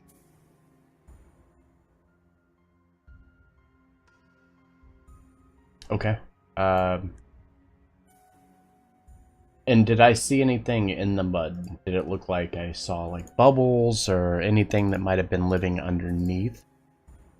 You didn't see anything living underneath. You saw a lot of bubbles, but you kind of assumed that might have been the fact that it was boiling. The fact that it's boiling, yeah. Okay. I think what I'm going to do, knowing what's over here, I'm gonna continue to fly back, and make my way back to the group.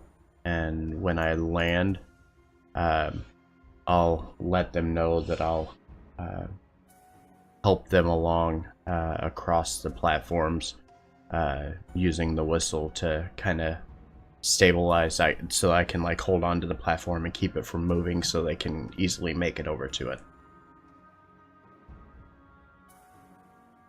I just want to be able to stabilize the platforms for them, so it'll make it a little easier to traverse across.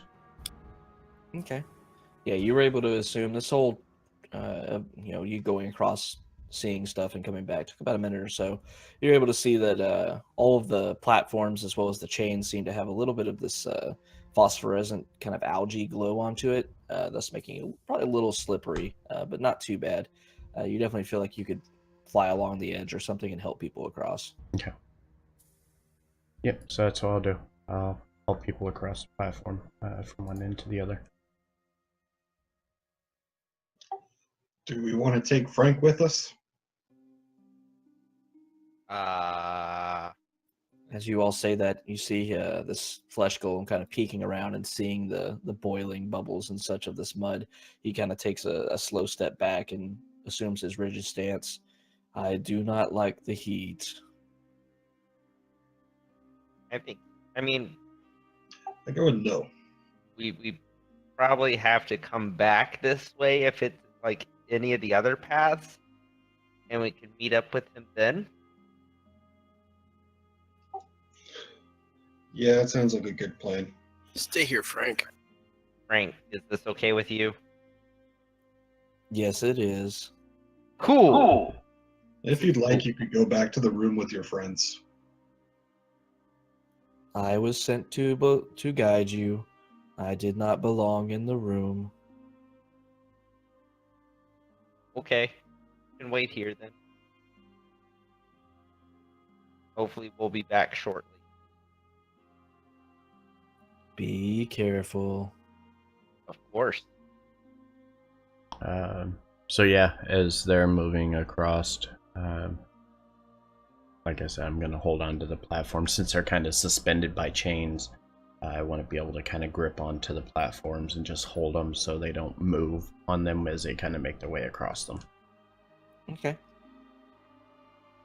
Yeah, the platforms are about 4 feet in diameter and about 3 or so feet apart. It's not going to be super hard for people to go to each one.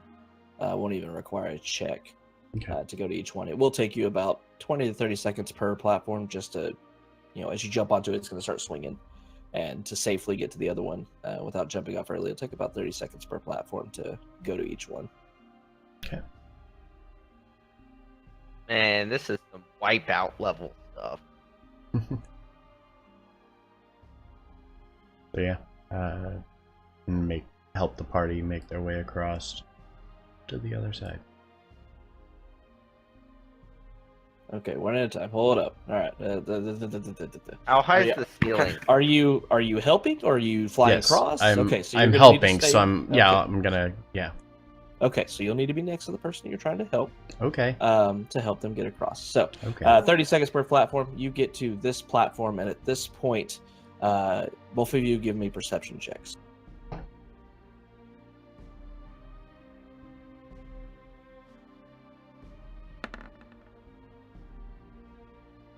So Markinor, you see at the last second, and Kaylin catches it a split second afterwards. You look down below you, approximately around here down on the floor, and you see that the bubbles are rising, and then it explodes outward as this geyser of boiling mud flies in the air. I need dex saves from both of you. Hmm.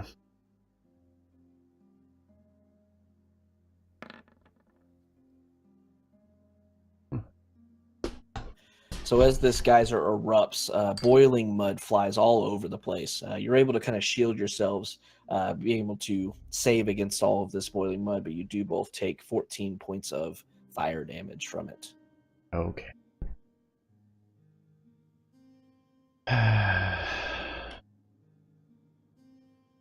Okay. With that, I'm going to, assuming I'm quite a bit taller and a little bit bigger than the rest of these guys, I'm gonna just grab Kaylin and kind of hoist her up on my back and take the whistle and just fly around the far edge of this to bring her to the other platform.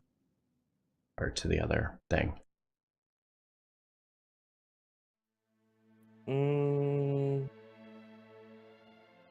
Would that be possible?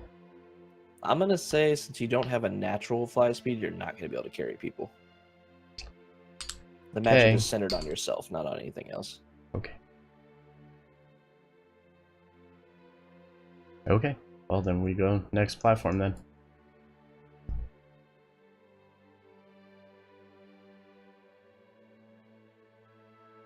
And yeah, y'all just keep jumping over there. It seems like the geyser has subsided.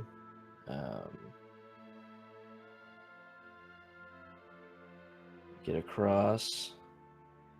And as you jump off this last platform and land there, I need another dex save as another geyser approximately here goes off and attempts to cover you both in boiling mud.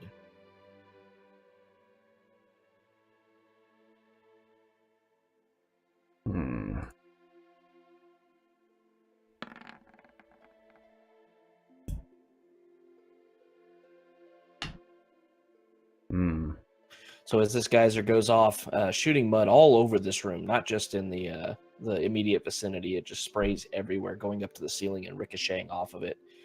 Even y'all over here almost get hit by it, but just not quite enough to do any damage to you. Kaylin, you're unable to save against it this time, and you take the full 17 points of damage. Markinor only taking 8.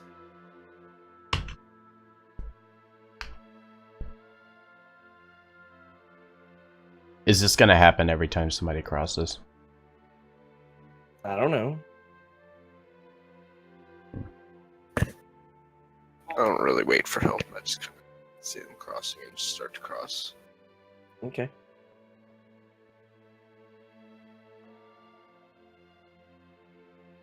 Seems doable. So yeah, it takes you about 25-30 seconds for it to wait for it to stop swinging, but you're able to jump to the next one now.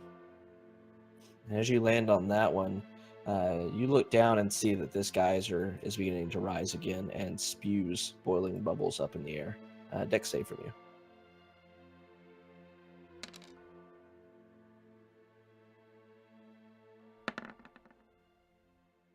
So yeah, as it sprays up into the air, you kind of cower against the chains and bring the wooden disc out from under you, blocking most of it, so you only take 9 points of fire damage from it.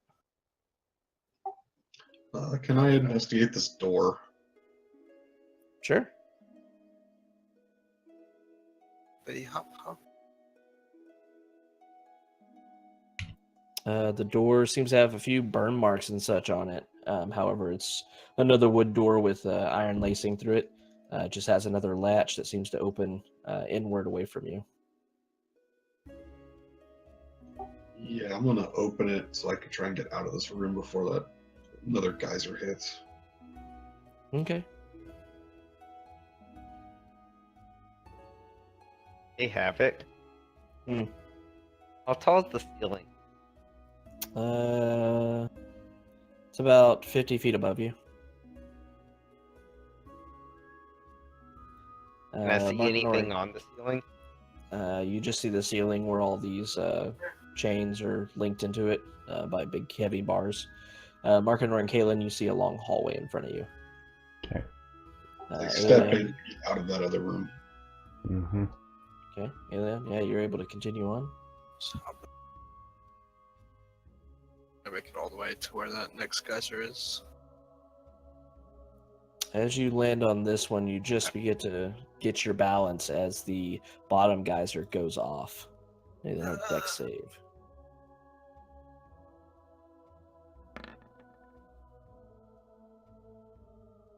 So you once again try to save against this. Unfortunately, the big pile of this boiling mud splashes right on top of you, and you take 26 points of fire damage.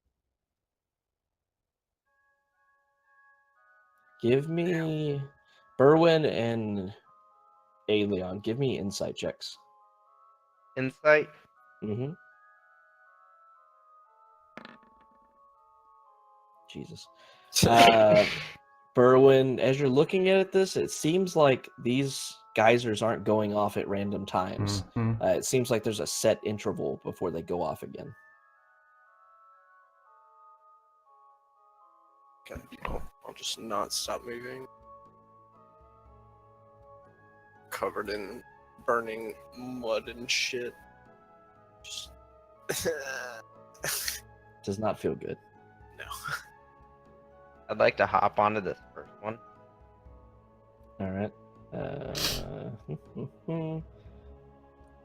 Okay. And that's why I was waiting to, or I was trying to take him over by myself. Because That's 30 seconds per one. 30 seconds per platform. I'd like to stay on this one for a minute. Full minute. Yes, please. Okay. Aeolian, you're able to land onto the platform there. About 30 seconds after you land on this first platform, the closer geyser goes off. Berwin, I need a deck save. Oh, crap! Not work.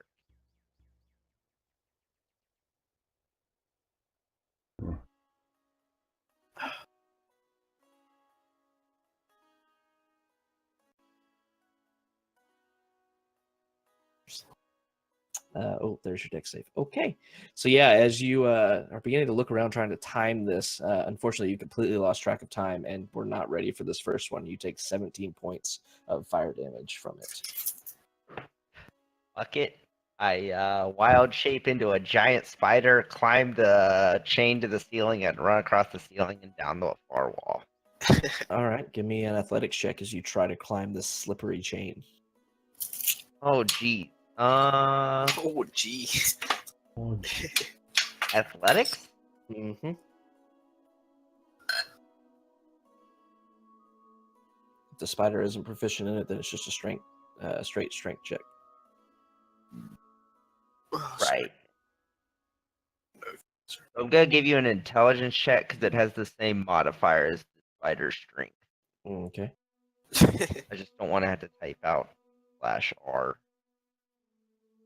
Okay. Yeah, you're able to climb up onto it and begin shimmying your way up the chain. You're able to get to the roof, and you know it's much more stable. Not none of this algae or anything on it. And I'm just gonna crawl along. Yeah, and with your movement speed, you'll be able to move very quickly across the room.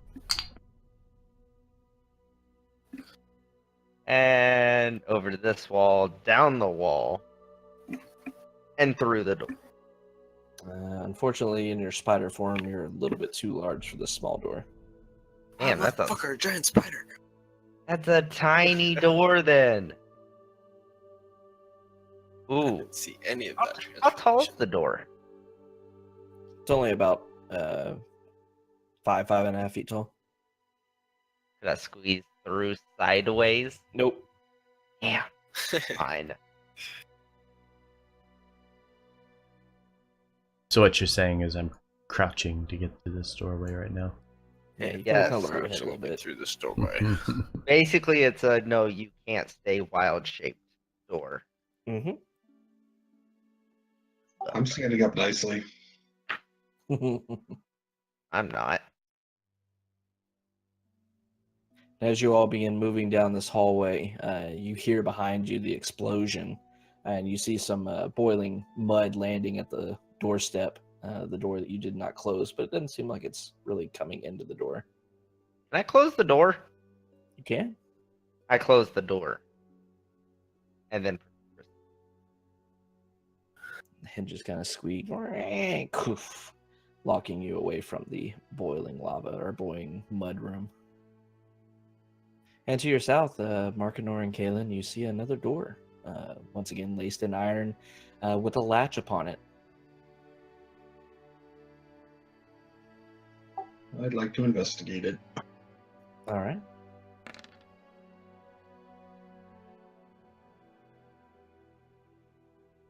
So yeah, as you look at this door, very similar to the one before, except it doesn't have burn marks on it, non-surprisingly.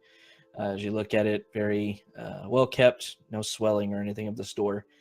Seems like it's just not used very much, but it has a simple latch that you're able to raise up and go through if you so choose to do so. Yeah, let's wait a second. What? Sitting here, you see that as a blank message. yes. It's blank. It wasn't blank when I typed it. Mm-hmm. I'm also gonna take 5 points of lay on hands. Okay. Try to top off a little bit. As you all kind of come out of that room, you all look at each other. All of you have bits of boiling mud that seeped into your armor and such. You all kind of look at each other and don't really talk about how you just hastily ran through that room. Survived it, but kind of hurt a little bit. And you all kind of top off your health as best you can before exploring onward. YOLO. The only thing that bothers me about that is I flew right over top of those and they never went off. Mm-hmm. What's your flying speed? Don't know. It's probably Should be 30, Probably just 30, yeah. Takes you 6 seconds to fly 30 feet. That chamber is only 80 feet long. You flew through it really fast.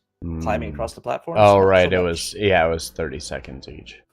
Yeah, just to give you perspective, the other group that ran this, they didn't know shit until somebody came up and said, "Is there a time between this stuff?" Guess what? Yes. Oh, I'm Okay. sorry. All right, there's a door in front of you. Hey, I bet none of them climbed across the ceiling. Nope, they learned the timing and just walked across. Both valid strategies. Yes. All right, now that everybody's taught their health off, I open the door.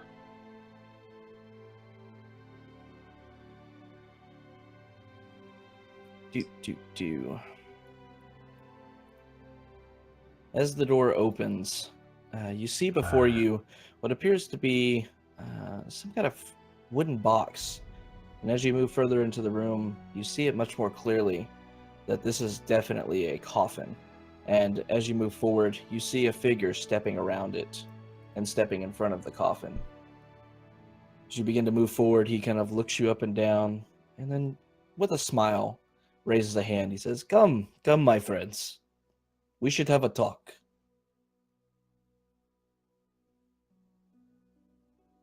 Yeah. And what possibly could you Romanian? have to talk to us about?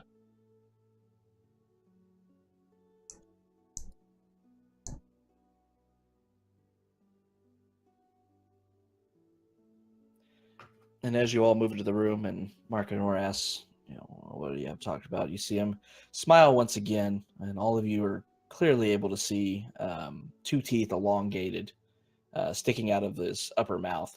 Oh, And he smiles at you and he says, well, about how you'll die, of course.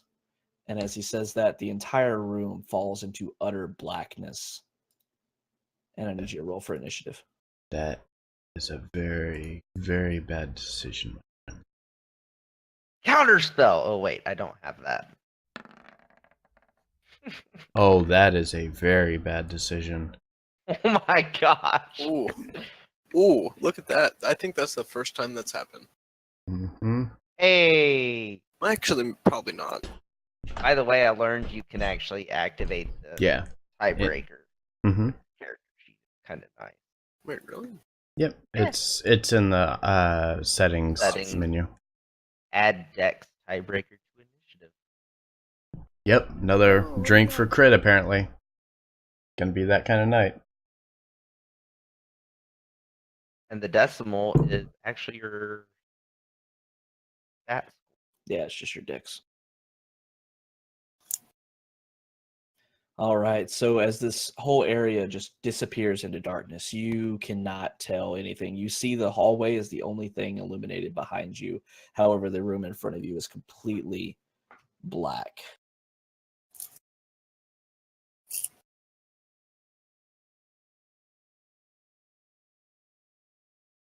Okay.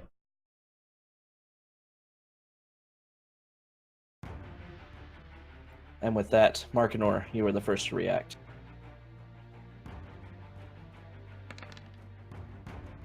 Gonna move into the center of the room, or where I believe to be the center of the room, and cast Spirit Guardians. I can't even see my character. No, I had to move until I saw where the mouse cursor changed, and then just drug my character down.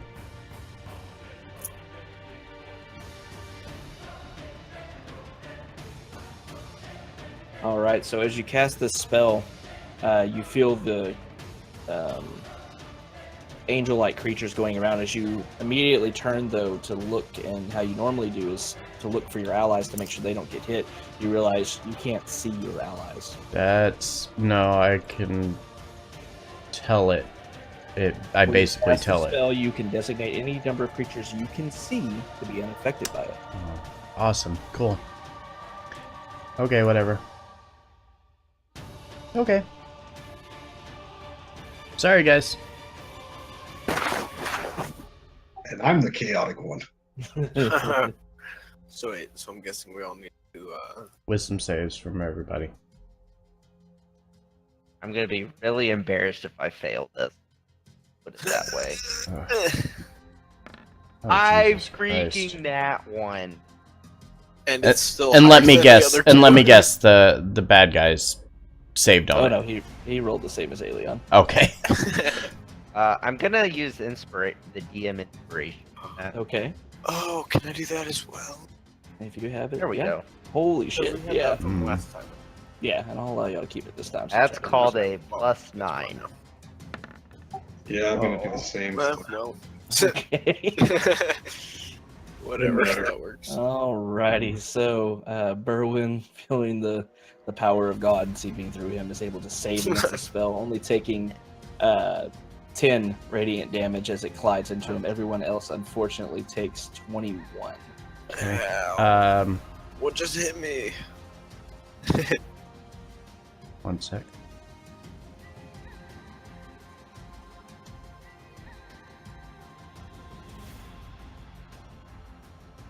And I'm also.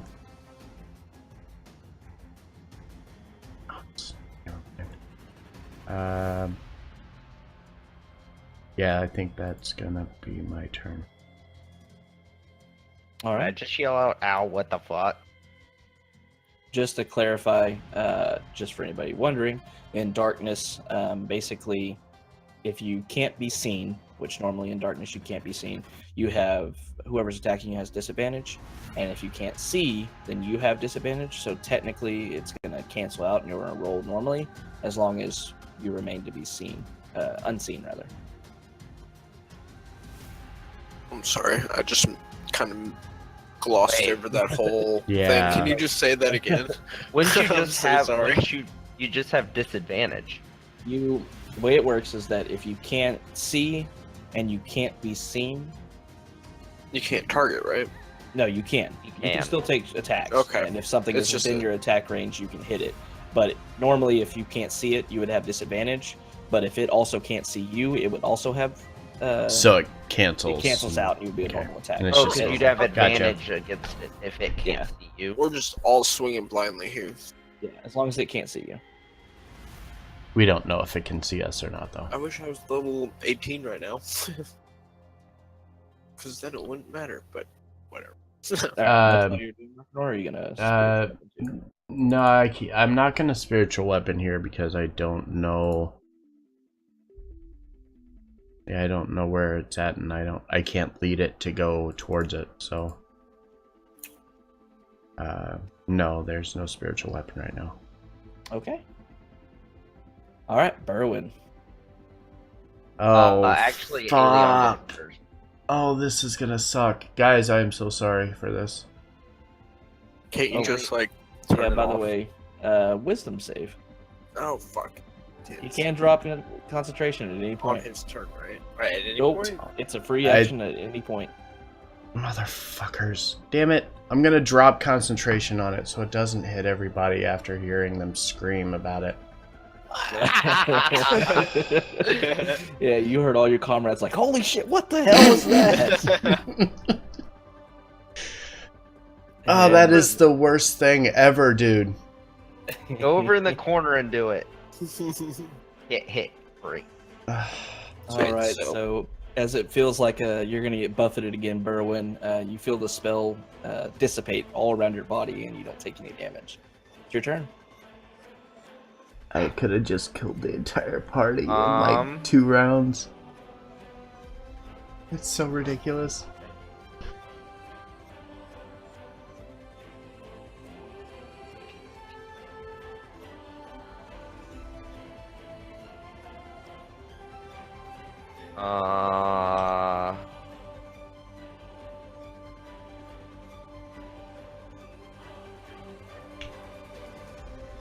I'm gonna cast Cure Wounds at level 1 on myself.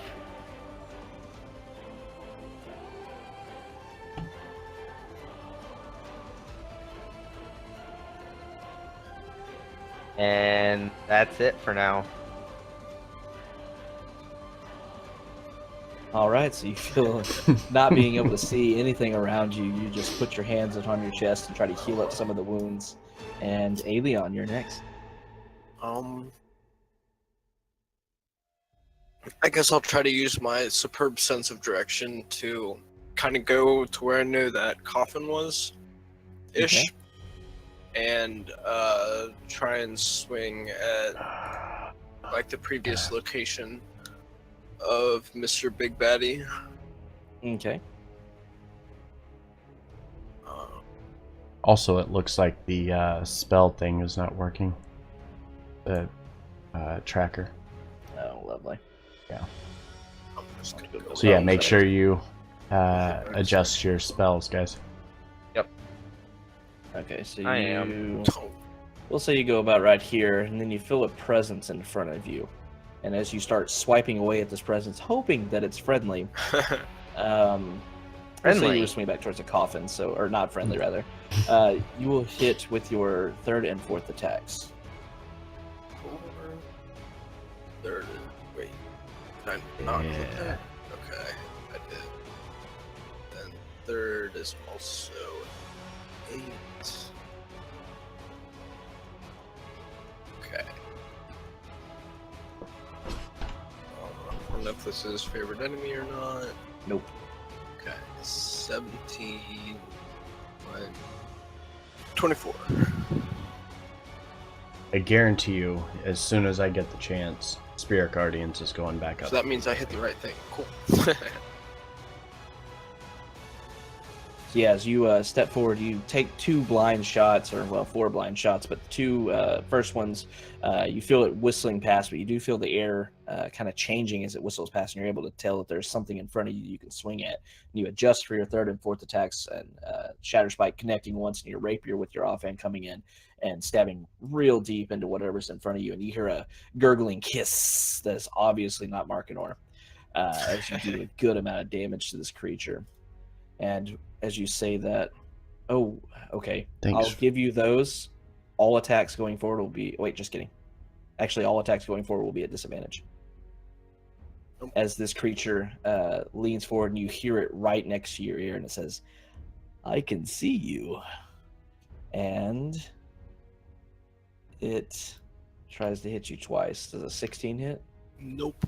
What about a 24? Just a little bit. All right, so it swings around and you feel this claw raking into your skin for 8 bludgeoning damage, and you feel it grabbing hold of your body.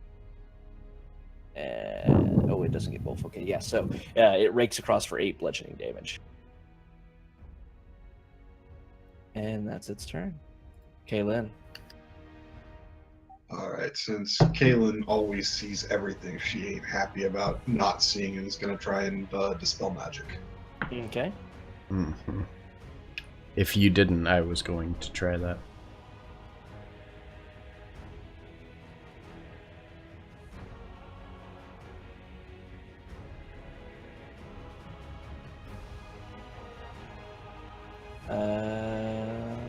What was that?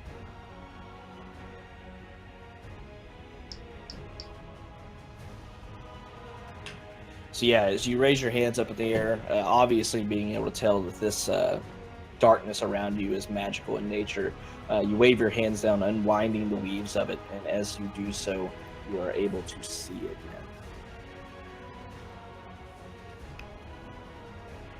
Hey.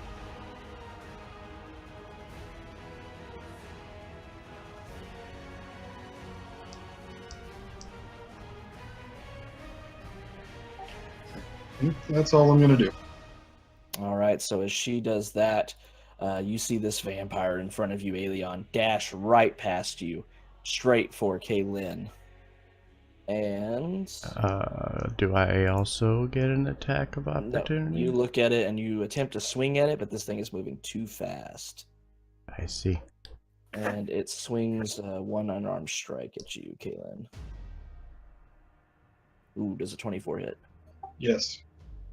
So it reaches around and rakes across your chest for 12 bludgeoning damage. And Markinor. Yeah, so seeing this thing rush right by me, I'm immediately gonna come over here and say, I said, fucking Spirit Guardians, bitch. And my friends now being buffered or protected, immediately going after this guy with the Spirit Guardians. All right, he rolled a 19. Point is radiant. He rolled a what? A 19. So he takes 8 radiant damage.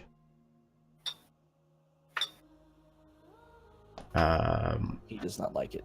He absolutely does not like it. And as that is happening, I'm going to cast Healing Word at 4th level for everybody in the room. Why did it only get 1? That's not... Oh, okay, there it goes. Yeah, it's right. It's right. It's right. Yep, Are it's you right. casting mass healing word? Oh, sorry. That was the wrong thing. You're right. Mass Healing Word. Yeah, I clicked the wrong healing word one. is just Yeah, I clicked the wrong one. I Okay. was... Yeah, sorry. I clicked the wrong one. Here we go. That's different.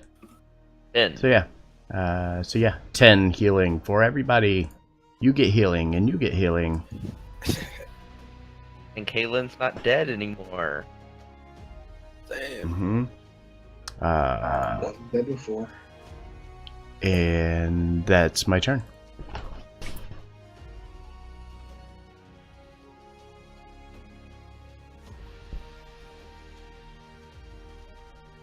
All right. So that is your turn. Berwin, as you get ready to move to attack, however, this creature reaches out and attempts to hit you with an unarmed strike. Protection fighting style. Okay. Oh, okay. Well, then it's going to roll a 10 in that case. Hey. So it's going to miss, as it clearly looks like it was trying to grapple you. But that being said, it's your turn.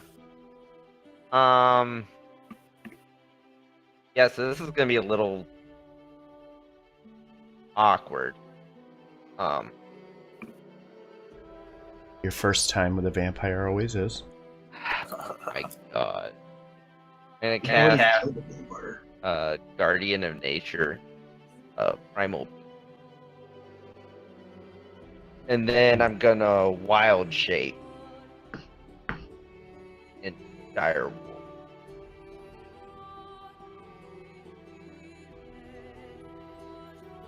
That's the awkward part. Oh. You kind of get shoved over a wee bit. Mm-hmm. Just Sorry, a little. buddy. Just trying to help. Ah, there we go. Oh, let me reset that. And that's my turn. All right. So as Berwin kind of shouts out a string of arcane language, you see fur beginning to cover his body. It almost seems like he's wild shaping into a direwolf or some other furry creature. However, it stops very momentarily before he hunches over and fully turns into a direwolf.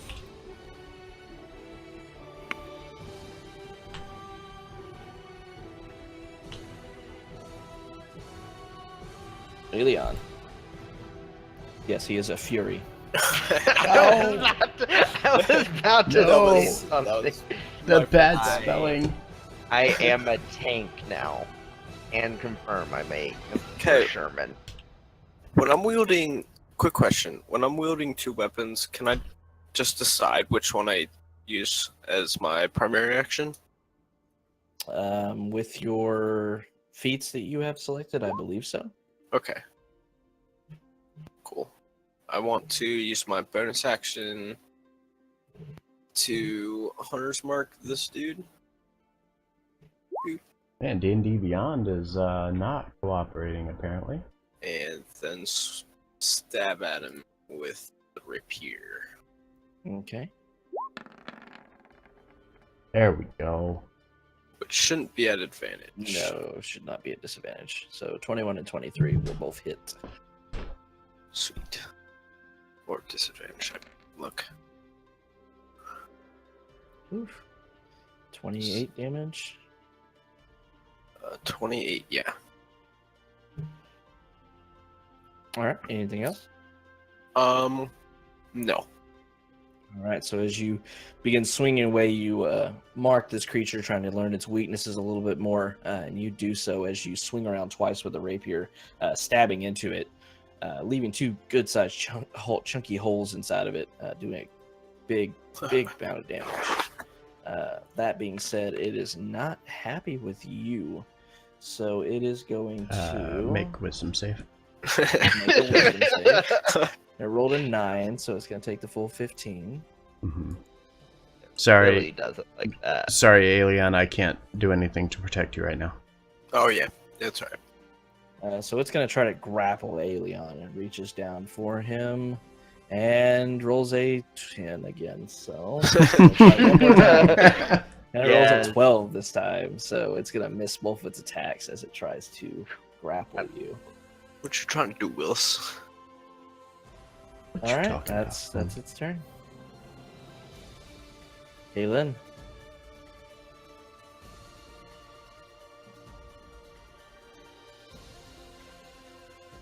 Muted. Not muted, just thinking for a second.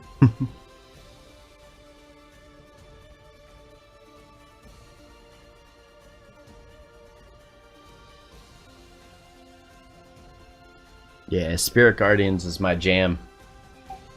So I'm gonna try and hit it with Vampiric Touch. Vampiric touch the vampire. Okay. Okay. Yeah, that hits. Seems legit, you know? Seems well thought out. Yeah. I mean, why not take life from something that takes life? The circle There's a spell card. of life.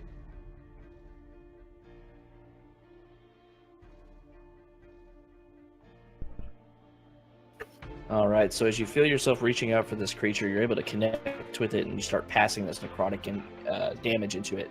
However, you feel that this creature, being pretty much undead, is resistant to that, and the healing that is returned to you is also halved with that even further. So it only takes half of that damage, and you only get 3 points of healing off of it. Hey, that's 3 HP though. That's it. Are you concentrating on it? Yes. Okay. Markinor. Where did we land on the the ring of spell storing, what do I need to use to be able to activate it? Is that It's free literally action? just an action. Yeah, Is it- same as Whatever the spell is. Yeah. Oh, right. That's what it was. Okay. So yeah, I'm going to move over here, and I'm going to action. Okay. What do I want to do?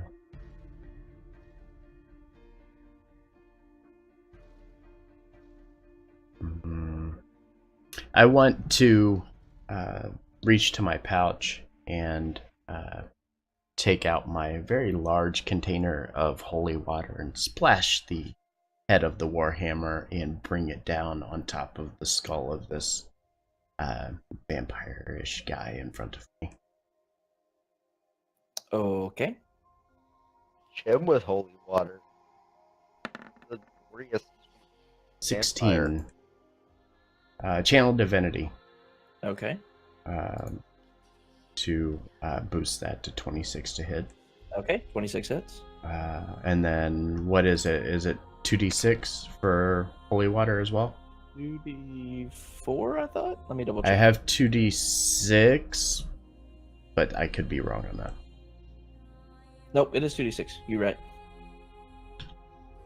Yeah, extra radiant damage on top of that. Yeah. So 20 20. points of damage, and War Priest to do the same thing again. Okay. 26. Yeah. No, that's not what I wanted. Doing. For another 15 damage. And yeah, it's radiant with the holy water, so double, I guess. No, just okay. So yeah, and that will be my turn. All right. So yeah, as you swing this blade around, or your hammer around, rather, you throw this flask rather, of holy water into it, and smashing it down. Your hammer is covered for both of your attacks with this holy water. And as you hit against it, you clearly see that the wounds are just burning away and outward away on this creature. It doesn't seem to be doing more damage. However, you have seen that its wounds that weren't done by radiant damage were trying to seal themselves. Mm-hmm. However, the ones that you were hitting with these hammers, as well as from your spirit guardians, are not healing at all. Yeah. Erwin, Yes. this guy looks like he's barely standing. Well, he's getting a great sword to the face. Multiple. 15. Miss. 27. Yeah, that hits. Let's see. Well, And give me some flavor on how you take this thing out.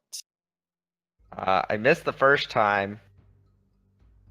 And I spin back around and just cut it from shoulder to the hip. Kind of slice it in half. All right, so as this creature's getting pelted by this hammer, getting covered in holy water, it's hissing and screaming. You see bits of its flesh melting and burning away. It turns around at the very last moment as Berwyn's bringing his greatsword around in the teeth of his direwolf form. Brings it down and slices straight through the shoulder, down through its chest, the blade sinking through, and you see the tip of it on your side, Markinor, as it bisects this creature, cutting his upper and lower portions away from each other, and he falls to the ground in two pieces. Before As he's landing, his form lays there, begins bleeding out, and he kind of coughs once, and then a shroud of mist covers his entire body and vanishes. no. Swinking away, you see the mist flying through the air, and it slinks and sucks itself into the coffin to the south. Now we finish it. I wanna walk over to the coffin and lean in Okay, you really, can on your really. turn. Oh. It's not your turn. Anything else, Berwyn? Yeah, I see that. I like to run over the coffin. We're still in And combat. my What the turn. shit? All right. Because I don't have anything else I can do. All right, Aelion. Is the coffin open or closed? It is closed. Just closed. Can I run up and open the coffin? They're, You can. they're taking Oh, my that'd be an fun accident. away. I want to do something fun. I would guess say for opening it, it would. You could use a bonus action. It's too much for a free action, but it could be done as a bonus action. Okay. Well, I'll open the coffin and kind of see what's going on in there. So as you open the coffin, you see this vampire laying its arms crossed in an X across its chest. Its eyes are closed and its face looks almost peaceful. However, you see that some of the damage that was done to it before it vanished in a cloud of mist is already beginning to seal itself across this thing's features. Well, for my action, I want to use the rapier and stab him swiftly and precisely in the heart. Yeah. So as you bring the rapier around twice, you raise it up once, stabbing it down, you hit him right in the chest.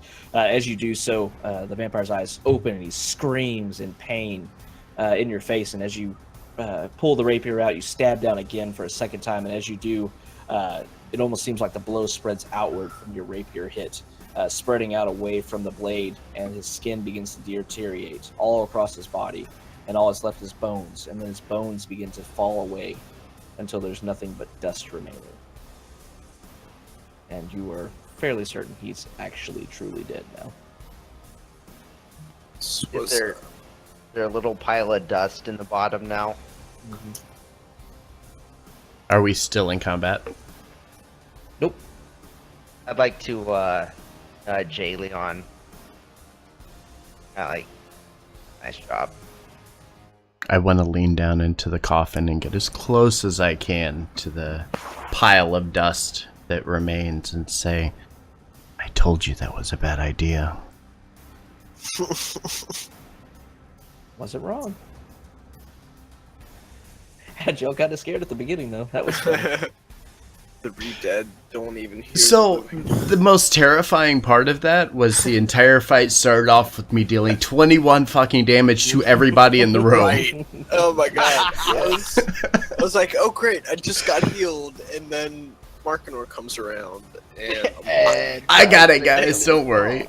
I thought about that too. I was like, what's he gonna do? What is everybody gonna do? And I'm like, swing away, fire a spell, probably switch into a dire wolf. I'm like, ooh, it's a boss battle. Markinor's gonna know it's a boss battle. He's gonna start off with his spirit gardens, isn't he? He is. He wants to see them. That's Of why course as soon he as you is. said something, I was like, nope.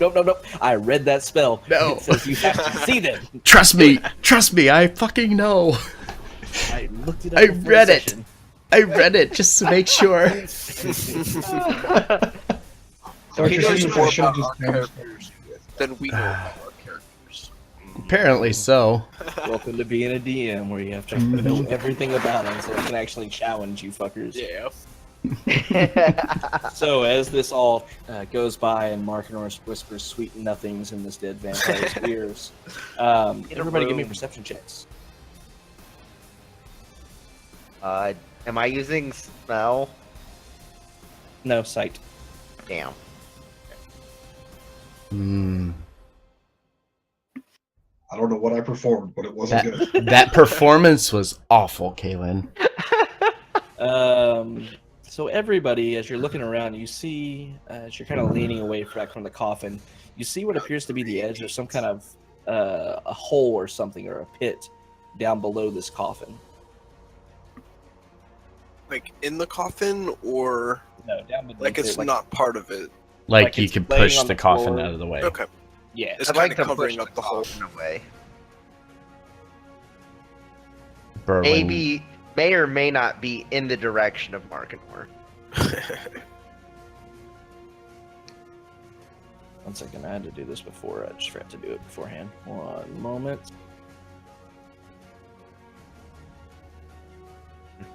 I will put you down, beast. Don't you talk to a beautiful animal that way? I just kind of chuckle. Punch the wolf hand. Docs can definitely laugh. All right, I have so seen as- it. yeah. So as you're moving this coffin away, it slides very easily, especially since there's not even a body in it anymore. And below it, you see what appears to be a hammer. The hammer part of it, the top part of it, is black with gold inlaid into it, as well as a couple of black bracings going down the wooden handle of it. You see a couple bags of gold, or one big bag, almost a large sack. And as you kind of look over the edge of it, you see it's just filled with silver. You see 6 other leather sacks, and as you peek open each one, you see that they're all filled with gold. You see what appears to be some kind of potion with a stopper in the top of it. We found You Whelm. see 3 wrapped up scrolls that you assume are spell scrolls. That is what you see. Oh, that is pretty. Hammer, bro. Hey, if I had to restrain myself, you have to restrain yourself. I would say that the Warhammer of Durgadon has served me well so far. I would agree.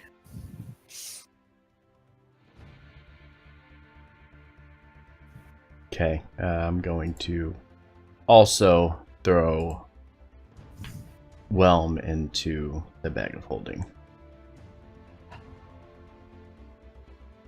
And then did you copy and paste the rest of the loot? Yeah, 1 second. Thank you.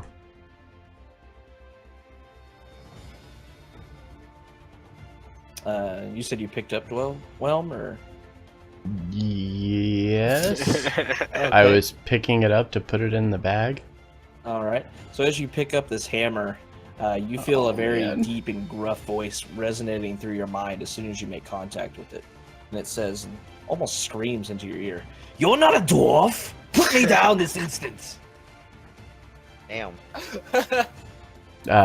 Can I ignore him and just go ahead and throw it into the bag? Yeah. I'm going to. As you begin to ignore him, just kind of looking at the hammer, and you move it over to your bag, you feel this psychic sensation tingling through your mind. You take 2 psychic damage and are forced to drop the hammer onto the ground. God damn it.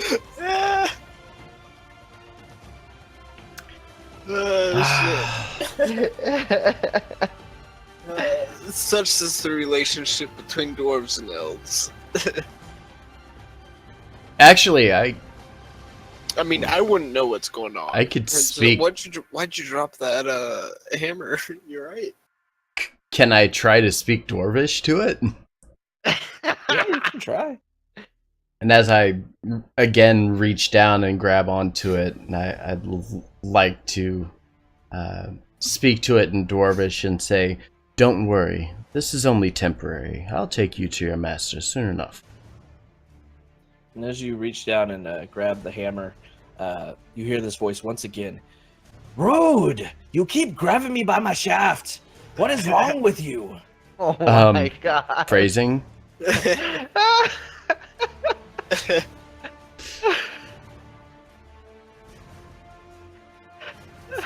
And then if it's going to allow me to store it, I will then move it back to the bag. As you begin moving it to the bag, you feel even stronger psychic connection ringing through your mind, and you take 4 psychic damage. Oh my and God. You're forced to drop it onto the ground again. Alright. Listen here, I you cast little shit. levitate on the hammer and let it just float in the air over the bag.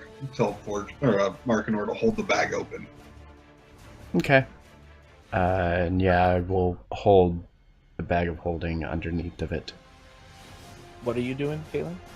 Casting levitate on the hammer. So as you do so, Kaylin, you feel a psychic connection between you and this hammer. It says, "Don't try any of that fun." It kind of trails off. You say, "Well, aren't you a mighty fine lass?" Oh. That's a thing. Drop it quick. Only Let it Caitlin go. Heard this. Only Caitlin Let it heard go. this. I know.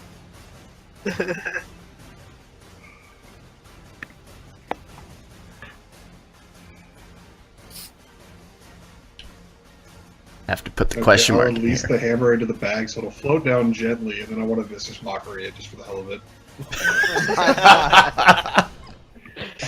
You feel the psychic connection immediately drop away as you try to vicious mockery it, and it completely ignores you. I yell out into the bush, yeah, that's right, bitch. Damn. I like 'em fiery.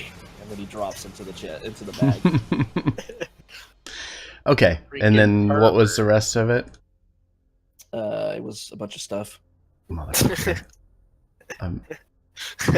I'll teach that hammer one of these days. A bunch of stuff. Holy shit. Okay. Can you carry that Markinor? That seems kind of heavy. I can called a carry. bag of I holding. literally can carry everything. Okay. Okay. Do we want to identify these scrolls or a potion?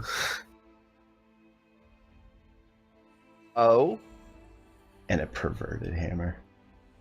perverted hammer. Did y'all see the clip that came from when my other group ran through this? No. No, Okay, don't I'll think be sure so. to share that after we stop. I didn't watch it. I saw you posted it somewhere. I have to pee. Click on it because I was working. Okay. We're gonna And be. forgot. I mean, y'all, you're not gonna get anything out of that. So, yeah, we're gonna be ending here shortly. Y'all blaze through this last section a lot faster than the other two. So, What's new? We blaze through everything. yeah, We just kill everything. Go Right. fast. got one more thing to worry about as y'all are progressing out, but other than that, you're about done. So, What, the if freaking you wanna lava take another... mud? No, you'll progress through that without having to do it again. If y'all want to take another 5-minute break real quick, and then we can finish off this module. And then maybe level up? That's an excellent point. Once y'all get past the very last thing, we can do the level up process. Yeah! So If yes, you I am survive. definitely... Whoa! Hold on. If you survive, you can level up to level 9. I still have a 3rd level spell. I will fucking cast Spirit Guardians again, and I don't care if I kill the party, I will get enough XP to level up, damn it. Alright, let's take 5 will, minutes and then we'll come back. I'll be right back. Wait, Alright, I'm not so sure we're gonna that take killing another 5. Aelion will give you enough XP. He has a challenge rating 3 or 2? 2 2. should be I just want to know if I can smack Berwin a couple times with my spell so I can regain health while he's still in wolf form. Fuck it. That'd be funny. You know what? Fuck it. YOLO. I can't go back through anyway. I love I know, that's kind of what I was thinking. I was like, I love the spell Life Transference, the cleric spell. It's you do necrotic damage to yourself and it heals somebody else. Oh yeah.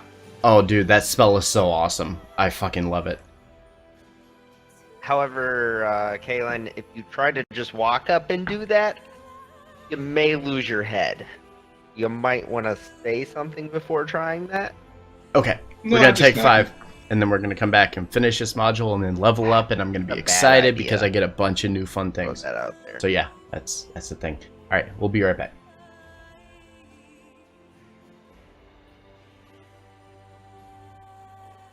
What does it say I'm typing? I'm not typing. How long? Oh, 1 minute. yeah, it's already Drop, over. drop. That's dropped. Oh yeah, they both dropped. Like, Wait, what? if you vampiric touch me, I'm gonna attack you with advantage. Just out of pure reaction. Oh yeah, I'm not yeah. wasting another spell slot to cast it again, so I'm not worried about it. I mean, I can also heal you. I mean, also people that rely on dark vision to see in the dark can't see me in the dark, so Can't what? see me in the dark. One of the things with like Xanathars, they added with Moonstalker, it's weird.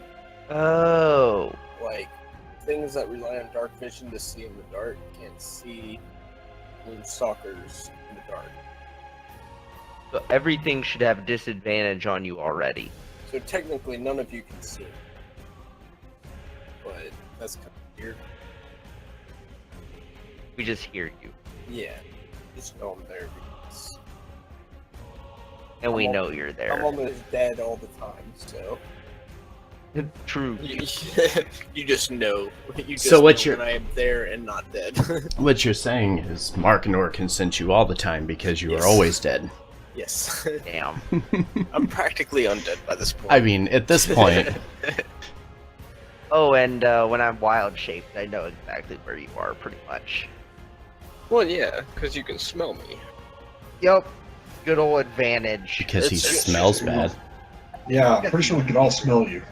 Well, you Yeah. know, I don't really like baths and stuff. I prefer streams and waterfalls, but those are hard to find. Don't we all?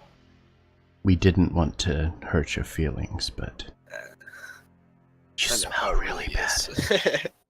Hey, I was gonna get another beer, and I'll be. No.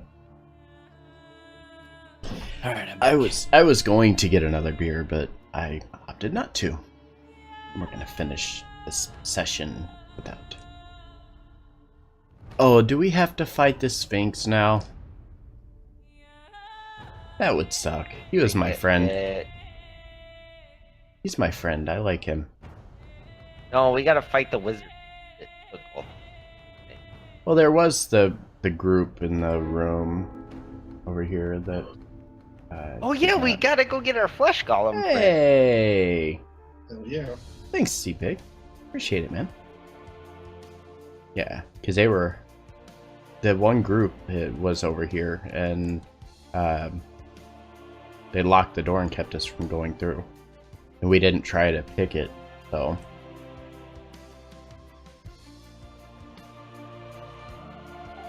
Yeah, shit, forgot I had to renew my time sub as well.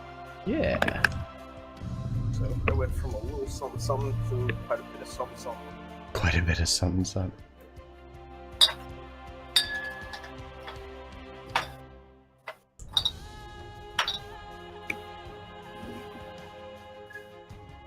Okay, I think everybody's here. Did anyone make it back already? Yep. You're really far from your mic, by the way. Yeah, I'm sorry. That'll change next game. I will be too loud, and y'all will be complaining the whole time. That's what the volume slider and Yup. Discord is for. Exactly. Yeah. I'm gonna download Pro Tools and see if that helps. I'm pretty sure you can, but whatever. I'll figure that out in a couple days. All right. So as you're all, oops, 1 second. Mm-hmm.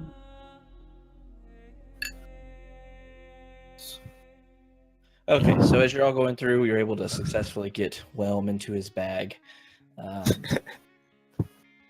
What are your plans? Just to head back out of the dungeon route? Yes. Yeah, we're gonna head back.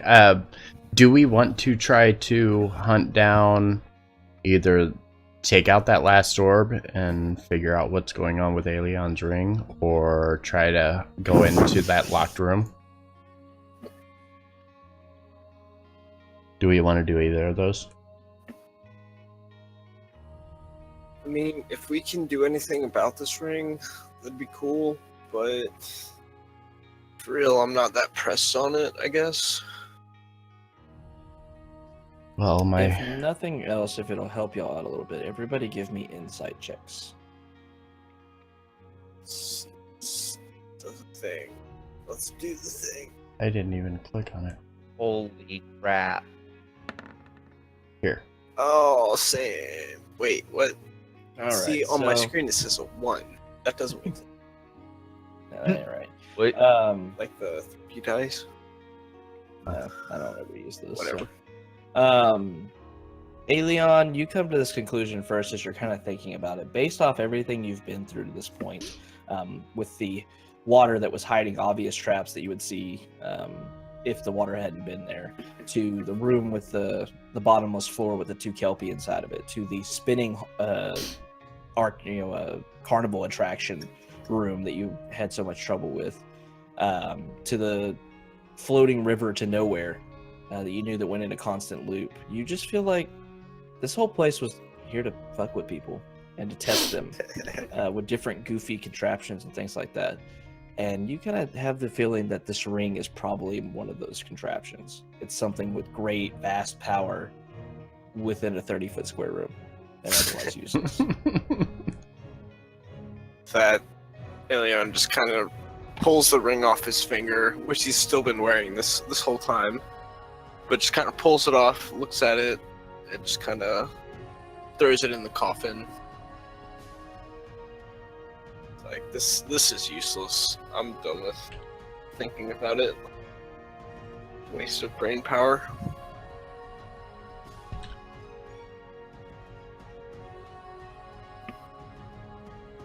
Mm-hmm. Mm-hmm. If you Okay. think about it, it's literally too good to be true. Yeah.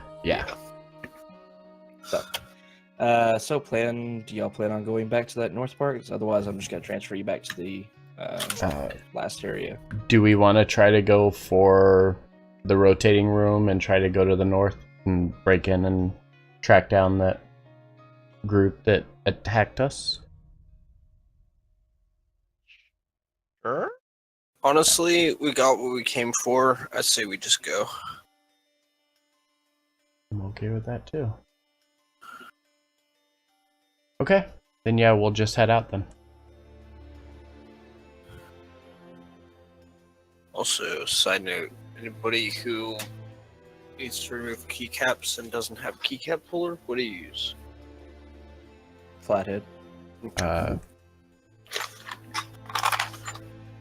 I got one of them. Just gotta be careful. You don't want to crack the keycap. Yeah. Okay. Here. So I'm gonna move y'all around. Berwyn is Berwyn again. Berwyn's gonna be Berwyn again.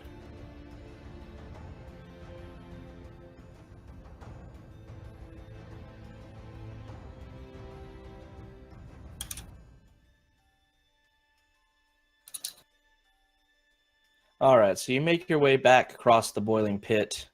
You actually find that the flesh golem had wandered off back into the room before and was kind of standing in place to where you saw it originally. And you kind of see Frank standing there, and he doesn't seem to remember you or anything as you walk into the room. The flesh golems don't even turn to look at you as you come in from the other door. But you continue on back down, deciding not to go to the orb room, the sphere room again. You take off back down to where you had run into the green slime before. Oops, you're in a wall. I am in a And wall. You make your way back down. As you're looking down this hallway, however, you do notice one thing is off. Oops. You don't see the Sphinx there. My Son friend. of a- Where did he go? Alright. Where did my friend go? Big Fran. Hey, Fran. Oh shit. Control. Maybe? Where did you go? Oh no. Buttons. Why are you pressed? Don't check with your keyboard in the middle of the session. I'm sorry. Also, that on everybody. Alright, everybody gets 5 hit points plus another 5 healing, I think, right? Yeah, 5 healing and then 5 temporary hit points.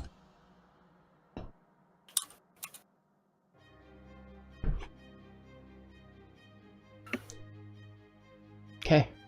So he's not here in front of us. Nope. Alright. And I kind of look up, just make sure he's not like... The ceiling's really high, isn't it? It's about 15 feet in these Oh, okay. corridors. Oh, okay. Then never mind. No, I won't look up because he wouldn't be trying to hide up above somewhere. It'd be very noticeable if he was flying at the top of the Yes, ceiling. absolutely. Especially However- at this height. As you do come around the corner, you look down to the south Oh. towards the exit, and you see a very large creature holding what appears to be a very large scimitar. And as you take around and see this blocking your path out of this mountain, you all hear this voice resonating around you, not necessarily in your heads, but it seems to be coming from everywhere. Not thinking of leaving, are you? You've been so very entertaining. I just couldn't think of letting you go, especially with those little items of mine. And since you've eliminated all their guardians, you'll simply have to stay. To take their places, of course. I'll have to ask you to leave all of your ridiculous weapons behind and let my two servants, Nix and Nox, escort you to the indoctrination center. I'll be most disappointed if you cause me any trouble and Nix and Nox have to eliminate you. Don't worry, you'll like it here. And as this voice echoes in the corridors around you, the creature begins to step forward. And I need everybody to roll for initiative. I think not, friend. Same. Oh no, I refreshed, so all my pages are gone. Oh, that single-digit roll again. Oh, welcome home. We're back. We're back to normal. Did I even roll? Yeah, you rolled a 20. Did I? I don't. Oh, there it You is. just didn't click your token. I'll get you added though. Thank you. To be honest, if the Warhammer Whelm would have let me carry it around, that would have been for some very interesting interactions between him and a cleric. His personality doesn't fully mesh on what's going to come, but I may do some revising on it. I haven't decided yet. So, as you hear this voice ringing out around you and ceasing afterwards, almost as if there was a magical message left for you, Aelion, you see this creature towering and heading towards Markinor. What do you want to do? I want to me. meet this dude right here. It's been less than an hour, right? Yeah, it's probably been about 30 minutes, so you got plenty of time on. Okay. So yeah, I'll move my hunter's mark to him with my bonus action. Pull my bow out and shoot him 3 times. Oh. Oh. First and second both hit.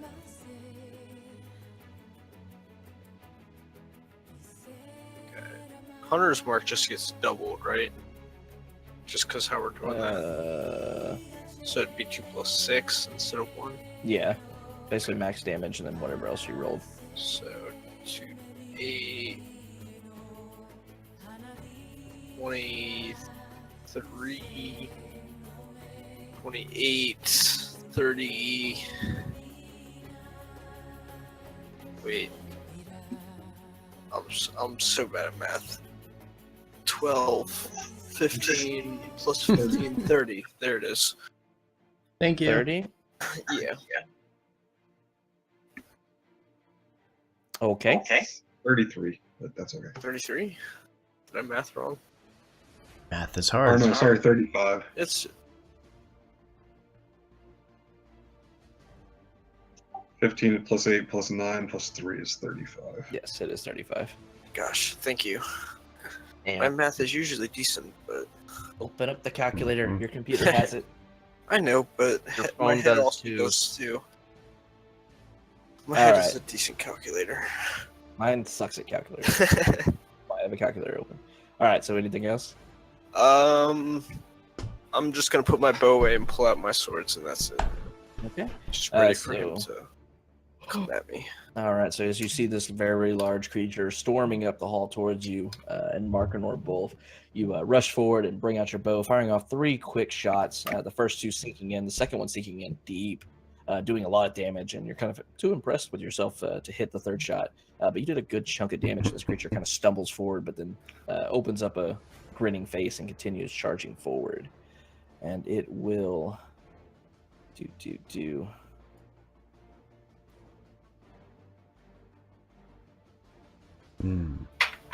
It is going to, as it's running forward, you see a ball of fire appear in its hand, and it launches it towards you, Aelion. Is it 12 hit? Can I use protection to try to... Yeah. Yeah. Is it 12 hit? Both does not hit. It's 12 on one side, or the left side, on the other. So it's like, yeah, no, it's still 12. It's fine. So he continues rushing forward and gets right up in your face and brings this massive scimitar down towards you, Markinor. Okay. Ooh, does a 29 hit?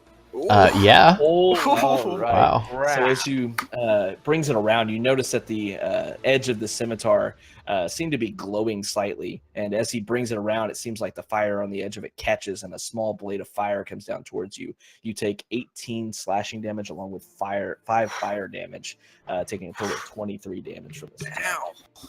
Damn. Oh, that is a mistake. All right, Berwin. Wait, how much was it? 23 total. Okay. Also, thank you for that flathead recommendation. And Help me clean that mess up right away.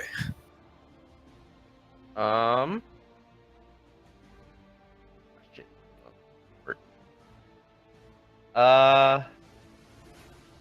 Blight. I'm gonna cast Blight at him.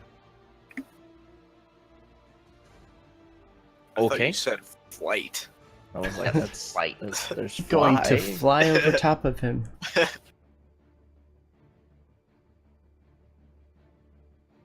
There you Alright, go. he's a con save. Okay. He rolled a 20 twice. 15 damage. Nice.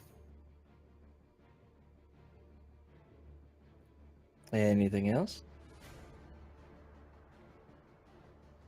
There's nothing behind me, correct? Do I see Uh, anything behind me? As far as you know, nope. Nothing behind you. Let's stay here. Erwin looking over his shoulder. Anything else? No, it's just the voice mentioned two names. Mm-hmm. So, as Berwin casts his hands forward, he casts a spell towards the creature in front of him. The black, like, ichor begins to rot out from its chest, and it starts to fight it off, not taking the full brunt of the attack, but still taking a little damage. He still doesn't look all that damaged, though. Markinor. Okay. First things first. Wisdom saving throw? Yep. Mhm. Yep. He rolled a 12, so he's going to take the full Okay. 15. 15. And then directly behind him, the Tyr's longsword is going to pop up behind for a 14 to hit. 14 is not going to hit. Okay. But it will be directly behind him. Yeah, that's fine. And that is going to be my turn. Alrighty, so as you summon these angelic creatures once again, they begin revolving very quickly around you, buffeting straight into the side of this creature. It doesn't save against them at all. You do a good little chunk of damage to him. He does bring his own scimitar around behind him as this longsword swings at him and blocks the attack. Kaylin. Whatever you're thinking, just do it. I like where this is going. Okay. Once the measuring tool comes out. Yeah, Fireball. no fireball. Oh. No. Oh. I Hey, bad now. whatever works. Casting Sickening Radius basically at the corner of the hallway, so it spreads both ways. Okay. Ooh. All right. Constitution save. Mhm. Doesn't Word. work. And Also, 40-10. a level of exhaustion. Yeah, DC 17 con save. Whew. Let's And- look up what exhaustion does again, because There's disadvantage, disadvantage. on ability checks for the first level. Mm-hmm. I don't know. Yeah, I Should think on attacks is second level. 2 Yeah, is speed is speed. halved. Yeah, 3 is 3 is disadvantage on attacks. attacks Attack and and saving. saves. 4 is hit point max is halved. 5 is speed reduced to 0, and then 6, you're dead. Mhm. All right, so as this greenish kind of haze, this actually light begins to spread, you see this creature. You see this creature turning around and kind of tries to buff it against it. However, you do know that the creature takes the full damage of it. And you also feel the spell running into some other creature off to the west of where you hit it, or where you pointed it. Mm. And know that it also did not save against it. So they both take 28 radiant. My God. Also, light. Well, a little bit of light. They can't be invisible. Yeah. Yeah, no invisibility and all kinds of fun stuff. That's a brutal spell. Yeah. Yes. Yeah, that is bad. Especially if you don't save against it. All right. So as you're all standing there and this greenish light is going out, you see coming around the corner another one of these creatures. This one, while it does hold its scimitar in one hand, kind of looks at you all, tilts its head to the side, assessing the situation, and then raises his hand up in the air. And you see two balls of fire out towards Aelion. Protection. Okay, on first or second one? We're gonna say on the second one. Okay. So first one, a 22, It's and the second one will be a 13. just not. Also, it needs to do another con save. Oh, at the top of its turn.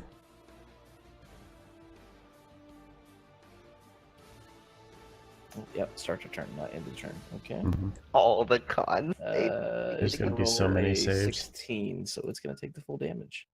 And it's halved.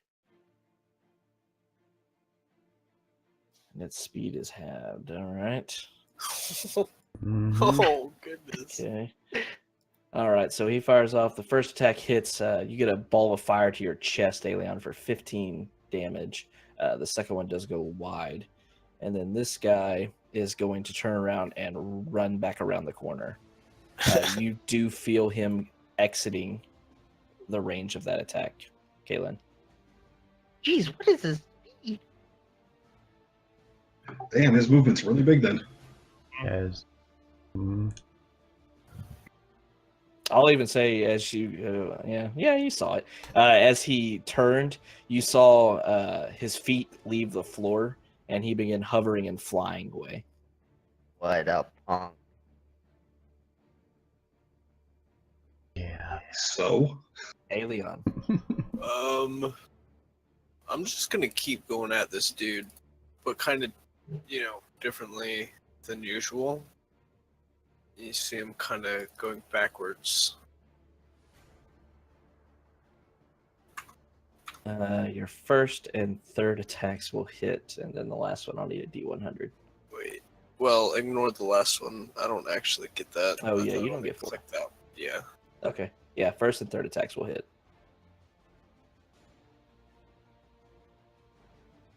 Why does it say I'm still pressing control? I keep getting smaller and smaller as I scroll down.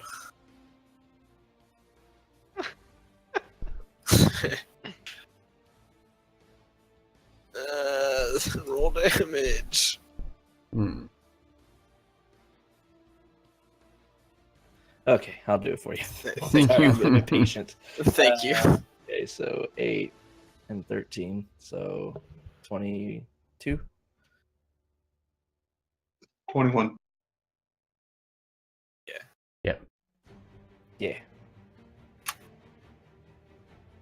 All right, so as you bring your rapier around, you stab it once. The second attack, glancing off of this kind of natural chest, the armor of this creature.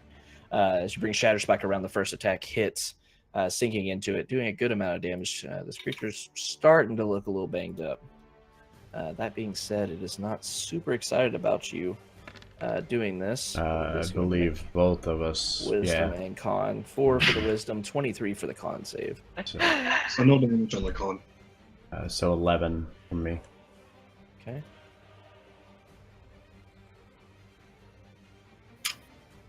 And I can't protect you on this one, Aelion. I already did it once on this turn. If he was attacking, I think he said he was.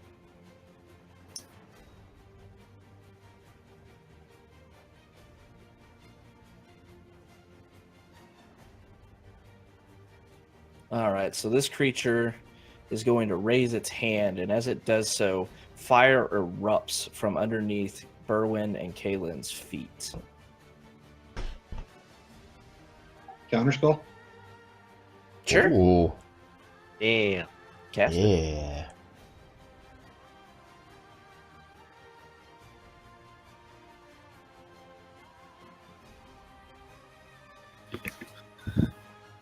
All right, give me a charisma check.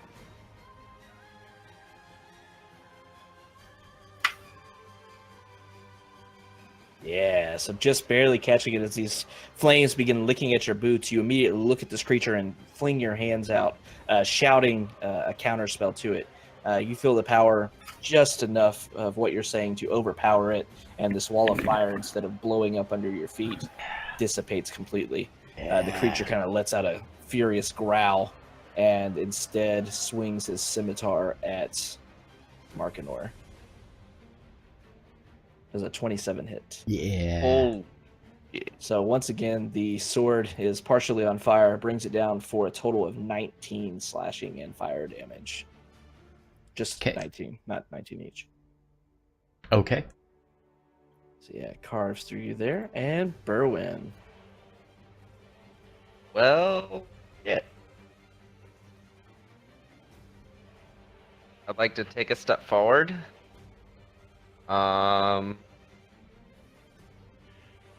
This level.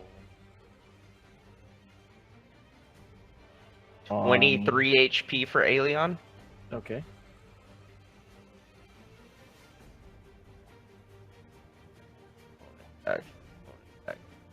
Action. I ain't got that.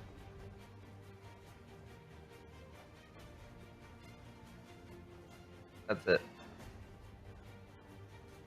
Did you heal up, Aelion? Nope. Or are you still having keyboard issues? Sorry, yeah, I'm working on it. Alright, just so you don't forget, I'll add the 23 to you. Alright, so you're able to reach out and caress Aelion's back softly and heal him up for 23 points. And that is your turn. Markinor. Hmm. Take it out of it. Yeah. Okay, I'm going to bring down the Warhammer. 16 to hit. I'm gonna channel Divinity on that. So Okay. 26 to hit.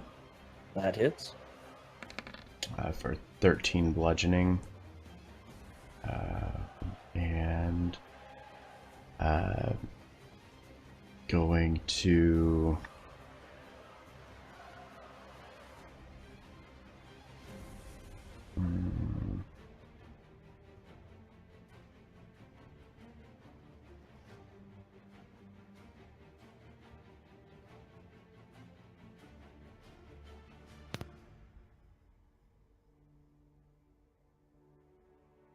wait, hold on.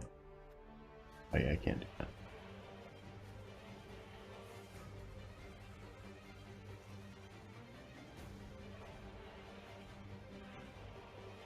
On my bonus, I'm going to cast Sanctuary on Aelion.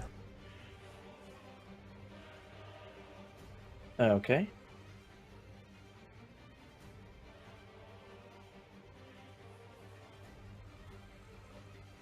And that'll be my turn. All right. So as you bring the hammer around, you're able to sink it into this thing's side, dealing a good chunk of damage.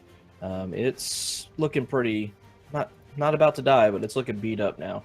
And then you reach over and look at Aelion, casting a prayer across him, making him harder to hit. Kaylin. Alright, I'm gonna fire a couple Eldritch Blast at the big guy in front of me. Okay. Hit. Oh. Hit. Oh. For 19. All right, so both these bolts of force fly through the air, slamming into this thing's chest. Just one, he knocks his left shoulder out back behind him, and then hits him in the right at the same time. Staggers him back a step or so, but he comes back on. I owe you con saves. Oh yeah, for your hits to maintain Spirit Guardians. Just give me one, Okay. because I forgot. Yeah, you'll save. Okay. All right. Anything else, Galen? That's it. All right. So the guy that disappeared around the corner, it's gonna pop back around again, and this time, Con save. nope, he wasn't starting in it. If he enters it on If the he first enters time on it. a turn. Is it really? Mm-hmm. Yes. It's just like Spirit Yeah. Guardians. It doesn't have to start it. It just has to enter into the range of it. Sure enough. All right. Mm-hmm. An 11 with disadvantage since he has one exhaustion. We'll take 13. That's No, not that till one- later on disadvantage on save. Yeah, okay. plus I thought it already had 2 So levels. of it exhaustion. has 2 does. levels. The one to the But he south has has to have 2, 3? but levels? now he'll have 3 because he failed. Yep. Mm-hmm. So yes, he'll have disadvantage on that. So Now he has hmm. disadvantage on saving throws and attack roll. And attack rolls. So as he's standing there, he's gonna raise his hands, much like the one from before did. I think. Yeah, 120 feet. And Markinor and Aelion, you feel fire beginning to erupt at your feet. Okay. As it casts towards Aelion, it needs to make a wisdom save, or it has to move the target. That's basically He what doesn't Sanctuary target. He's doing an AoE attack, not a target, so it doesn't help, unfortunately. does. Okay. So I need deck saves from Aelion and Markinor. Hey, dude. And no. Oh, yeah. Eesh. Yuck. Ooh, yeah. Aelion nailed it. All right. So as this wall of fire erupts underneath your feet, you both try to jump backwards. Markinor, you're not quite quick enough, unfortunately. You course I'm take not. 21 points of fire damage. Aelion, you are quick enough, and you take half? Mm-hmm. Potentially? Yeah, half. So 10 damage. I cannot type it right now, but I will. I will change it for you. Here, All I'm trying right. to type this. Yeah.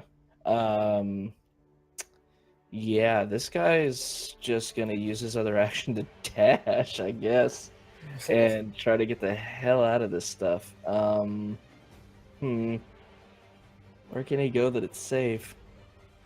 Nowhere. This guy, okay. Let's see, 15, 20. This guy rises into the air. You see on his back these little tiny wings that are obviously too small to carry him, but somehow he's flying through the air, and he dashes past everyone. All 4 of you will get attacks of opportunity as he tries to move back behind you. If you have a reaction.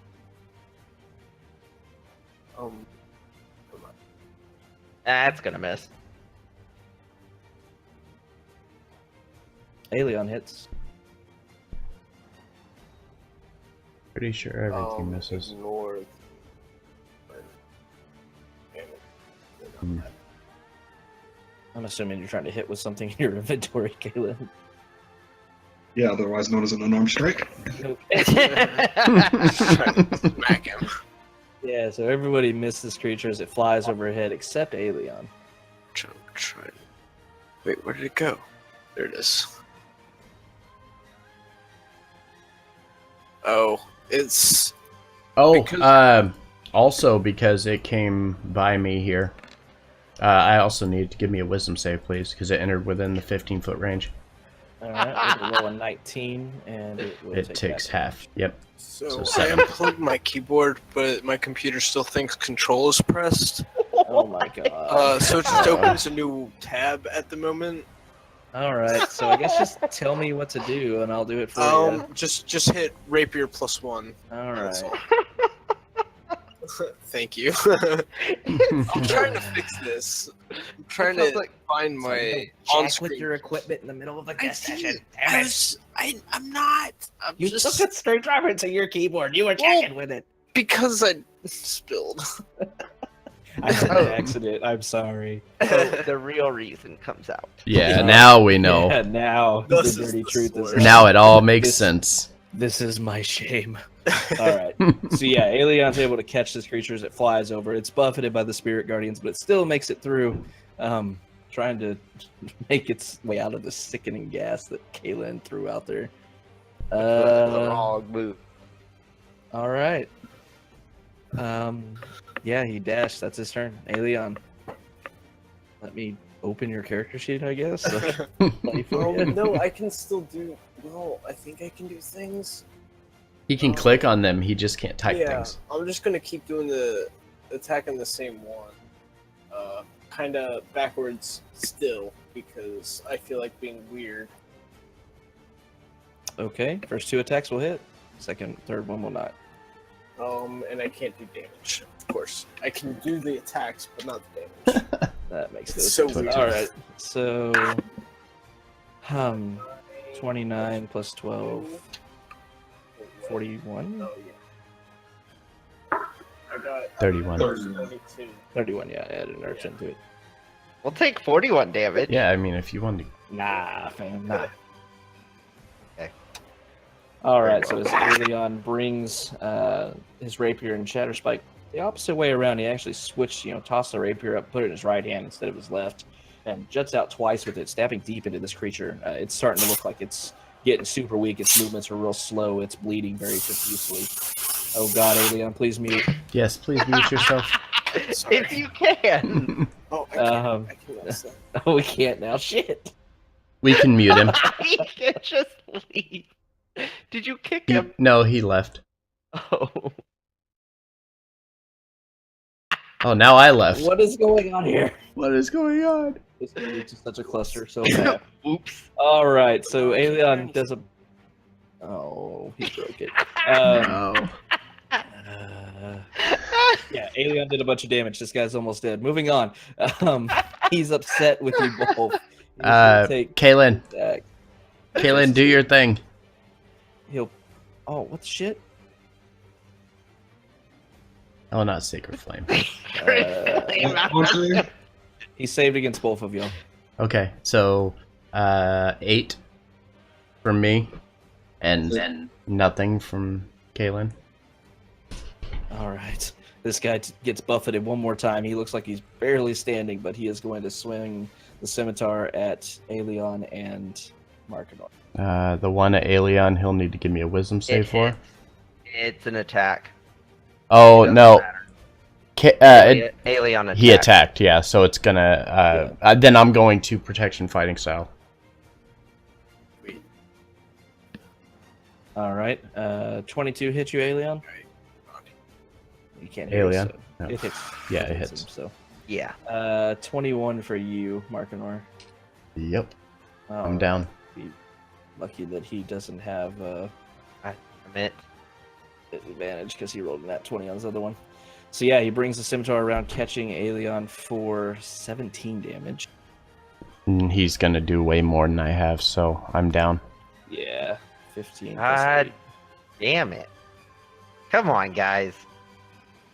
Says the guy hiding in the back that could wild shape and come up here and tank. Okay. No. Nope, he used his wild shape to climb across the chasm. Mm-hmm. Cool, so I'm down. All right, so Markinor falls to the ground, unmoving. And Berwin.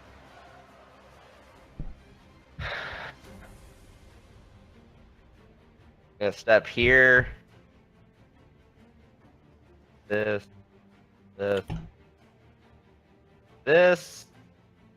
Markinor, you get what is that? 17 17. HP. And bonus action. Yeah. Can you hear me say things? Hello.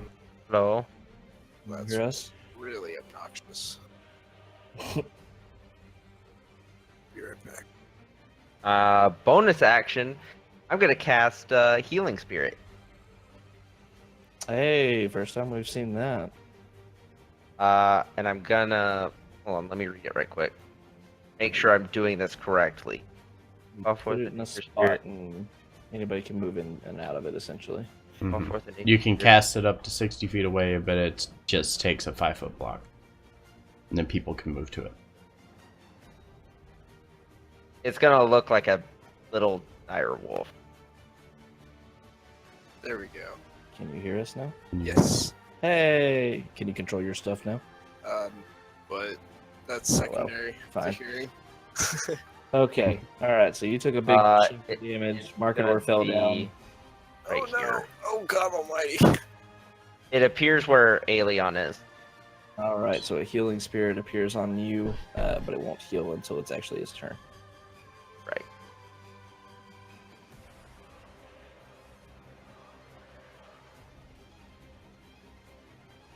And I'm gonna move right. All right, purple square is the healing spirit square. If you move into it on your turn, you'll take some healing. Or if you're in it, like Aeolian is. All right, anything else, Berwin? I'm gonna move right here. Okay.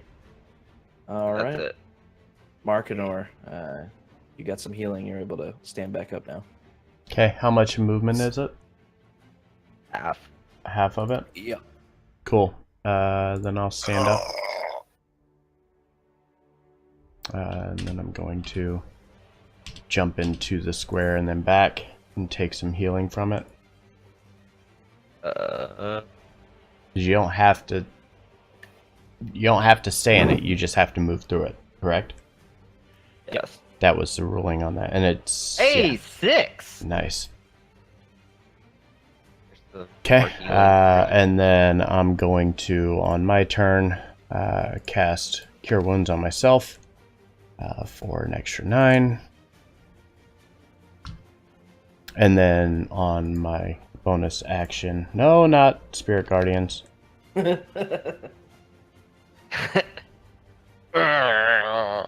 Holy shit, that spell gets stronger every time you cast it. Now it's on a bonus action. Holy fuck. Right? That's not gonna hit. Fortunately, it will not. Yeah. So that's my turn. All right, this guy in front of Markinor and Aeolian is still just barely limping along. But it is now Kaylin's turn. All right. Seeing the jackass fly over the top of me, I'm gonna unload my last spell from my Ring of Spell Storing and hit it with light. Okay. Is that a con save, right? Yeah. It's a con save. Rolled an 18. Damn. Half damage, so 19. 18. 19 damage. Damn, that's still beefy at half Mhm. damage. 8d8. Ugh. Mhm. And 2 8s and a 1.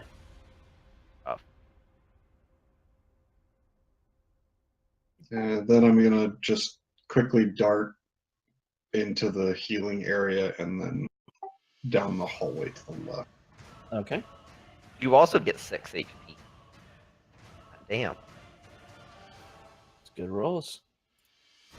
All right. Well, this dude that has 3 times freaking exhaustion, seeing Berwin running at him, is going to try to take 2 scimitars with disadvantage at him.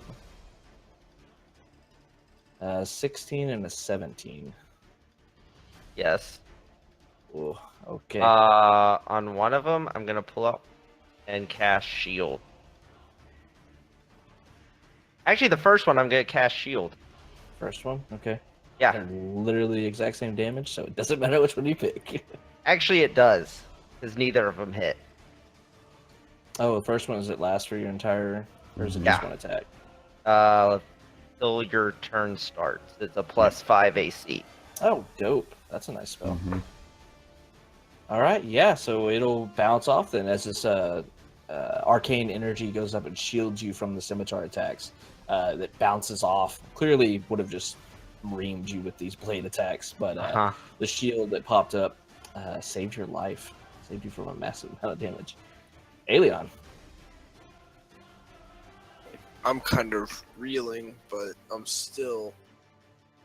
Take 5 HP. So you get 5 for standing Yeah. inside the healing spear. This is Oh, Direwolf yeah. kind of nuzzles your arm and you heal up for 5 HP. Yo, why haven't I used this before? I don't know. It's one of the best druid spells. It really is. Yeah. Probably And because I it's can the get the spell, too. concentration. Yeah, Mhm. but you could even hold it while you're direwolfing. Yeah, but I can get other 4th level spell. Guardian of Nature. Support, bruh. Support. Gonna go back the quote unquote right way around. The right way around. Well, the right way is going to hit twice. Still. So that's-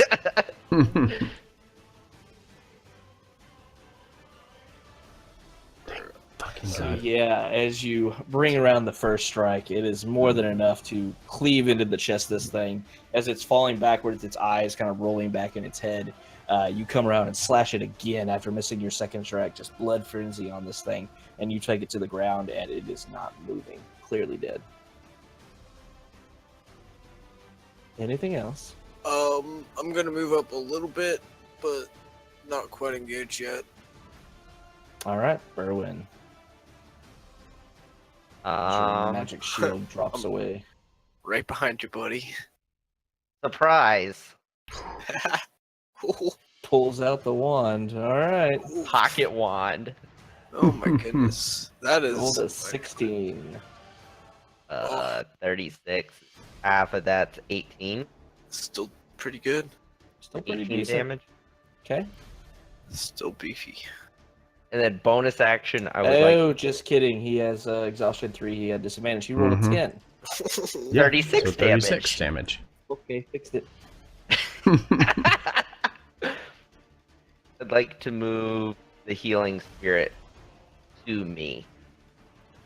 Or actually right beside me. Okay. As a bonus action. It can move 30 feet.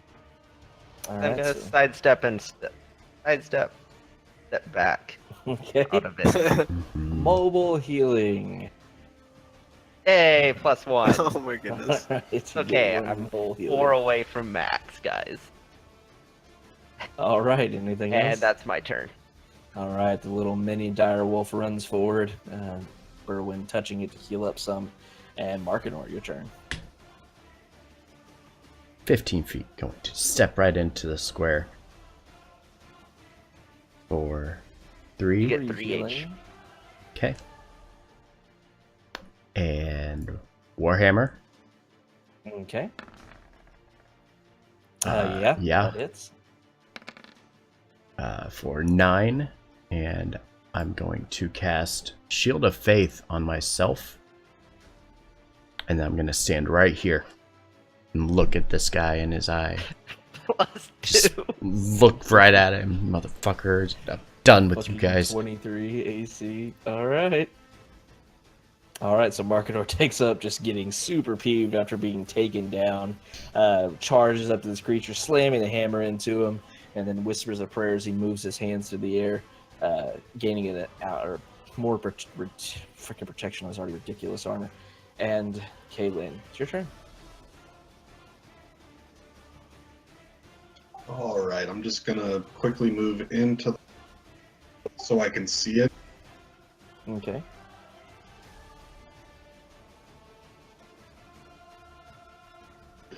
That Yeah, both hit.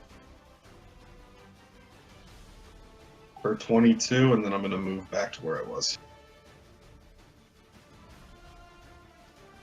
So yeah, once again, both these force bolts fly out, slamming into the chest of this creature. He is looking pretty winded, and still standing, but just barely. That being said, it's his turn.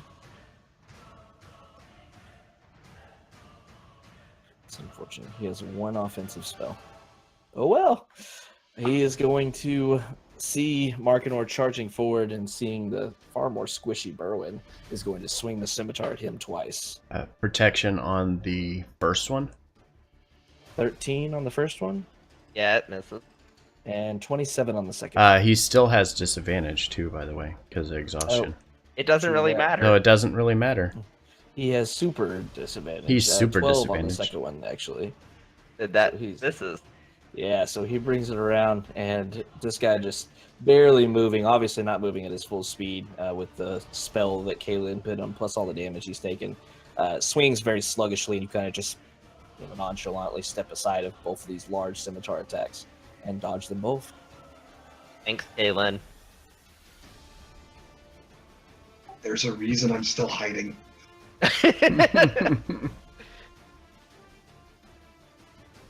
Aelion. Well, is it possible I can still kind of step up and step back into this little healing space? Yeah, you just can't end your turn and Okay. hit a space. Okay. Well, I'll do that and step Gotcha. back You here. can step in, attack, and heal, but well, no, Well, because you would have I'm to gonna- disengage to move out. Yeah, I'm gonna. Yeah. Hop back, pull out my bow. Well, okay. First, I'm gonna move my hunter's mark to him with my bonus action, and then use my action to attack him twice. Ooh. Yeah. I Both think hit. the first one hits. Ooh. Okay, so 2 + 6, 8. 19 on the first one and 9 on the 16, second one. 20 on the first. 16. Yeah, 20. 29. 20, 26, yeah. 29. 29 total? Yeah. Solid damage. Mm. Yeah. So Aelion steps forward, getting a small little bit of healing, and then steps back as he's moving backwards. He quickly drops his swords and pulls out his bow and fires off 2 quick succession shots. The first one comes up and hits this guy right in the neck. He reaches up, just gasping, blood curdling out of his mouth as another arrow catches him in the chest. He vaults backwards, stumbling. He is... Oh yeah, I'll get your healing. Sorry. No, it's And he is barely standing right now. You almost killed him. And +4 healing. All right. yeah. Berwin. sorry. I didn't mean to send that then. Get zappy zapped. God, how many charges do you have left in that thing? 3 left. Just sends. It literally doesn't matter. So, as Berwin raises the wand once again up into the air, this creature breathing heavily still has one hand clutched around the arrow sticking out of its throat. Berwin raises this wand, it fires off another lightning bolt, and it tears straight through the chest of this creature, blasting a pretty large, 8-inch diameter hole through his chest.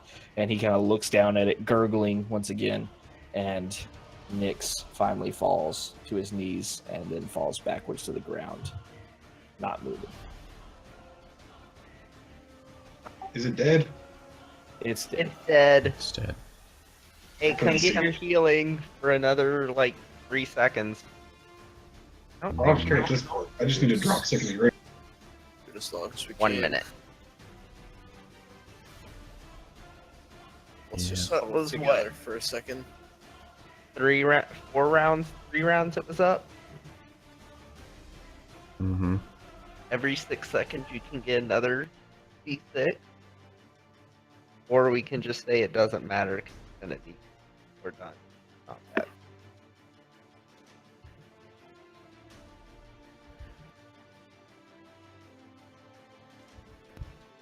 Unless there's something else we're randomly going to start fighting. Havoc, is there gonna be something else random fight? No. Okay. Are you That- sure? Then we don't need to roll 6d6 apiece.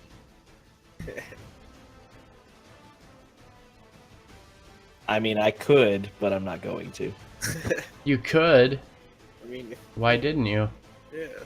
I mean, it's it an was optional thing. If y'all Oh. had done a short rest before this, you would have had 4 instead of 2. Ah, Oh, nice. Goodness. I almost considered asking for a short rest. I would have So- had 2 wild shapes though. You would So have. there's that. So as the battle, as these 2 creatures fall to the ground, you see that their forms actually don't stay around. You look down to the south as the one that fell first actually disintegrates in a flash of fire, not harmful to you, but very bright, and then a puff of smoke follows afterwards, and there's nothing left. You see some of the equipment that it was wearing, just some tattered clothes as well as its large scimitar. The other one to the north that died last does much the same. And at that point, you have completed White Plume Mountain, and you can proceed to Yay. the exit and level up to level 9. Oh boy. And we're headed back to Head back home, Blasendale, right? Yeah, we're headed back home. Are you? I Yes. think that's what we were doing because we were going no, to go because back to. Who are these weapons for? Well, we were told about it One of 'em- in the village, so Are weapons now? One of them is for the Duke that's near Bosingdale, and then we don't Mhm. actually know who the other Dukes Correct. are. But the Duke does, I think. So- Let's head back home. Let's Mhm. send messengers out and Yeah. make them come to us. Yeah, you would assume that Duke Yeah. knows everybody, so you probably talk to him again. yeah, so that's what we'll do then. Alrighty. So you venture out of White Plume Mountain, leaving this place behind, knowing that there was only one room at least that you didn't go look at, but figuring it's not worth your time since you have accomplished your goal of retrieving these 3 weapons for the very influential and important people that hired you to do so. You decide to cut your losses and head off. So you take off, venturing back across the barren wasteland all around White Plume, and make your way back to the east to Blasingdale. And that is where we're going to end the session for the night. Yeah. Hype. Oh, good job, boys. You Dude. did it. Yeah. With Had me technical scared. difficulties. Y'all in had me between. scared. Thank God for exhaustion. Proficiency Yeah. That was bonus insane. 4. Oh, bro. Those 3 levels of exhaustion. GG. Saved y'all's That Alright, was ass. going to- real nice. Gonna Yeah, that's why I be was right back. doing everything I could not to lose concentration on that spell. Alright. So, yeah, that's pretty much everything for tonight. Let's take a look and see what we got going on here. Yeah, we are actually going to drop over to. I think I'm gonna send you guys over to Covert tonight. Pretty good dude. He's fun to watch if you guys are interested in hanging out for that. Let's drop you over there. Go over there, say hi to Covert. Like I said, he's a good dude. You'll enjoy his stream. And that's gonna do it for us tonight. Hope to see you guys again very soon. I guess it's gonna be Saturday, or no, Wednesday is our next game. So see you for Empire. Other than that, that's it. Have a good night, guys.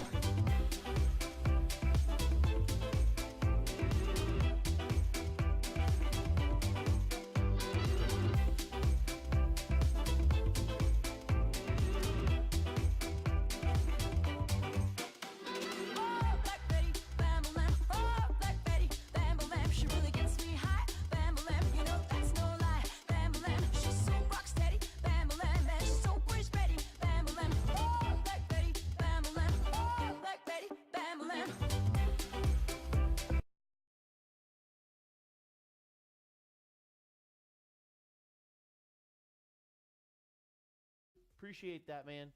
Thank you for the host. I hope you had a good one. Most single player streamers are variety with a big audience. Yeah, that's true. That's true. Let me see if I can't get some folks in here on comms. You know, maybe what we'll do here is we'll go to audio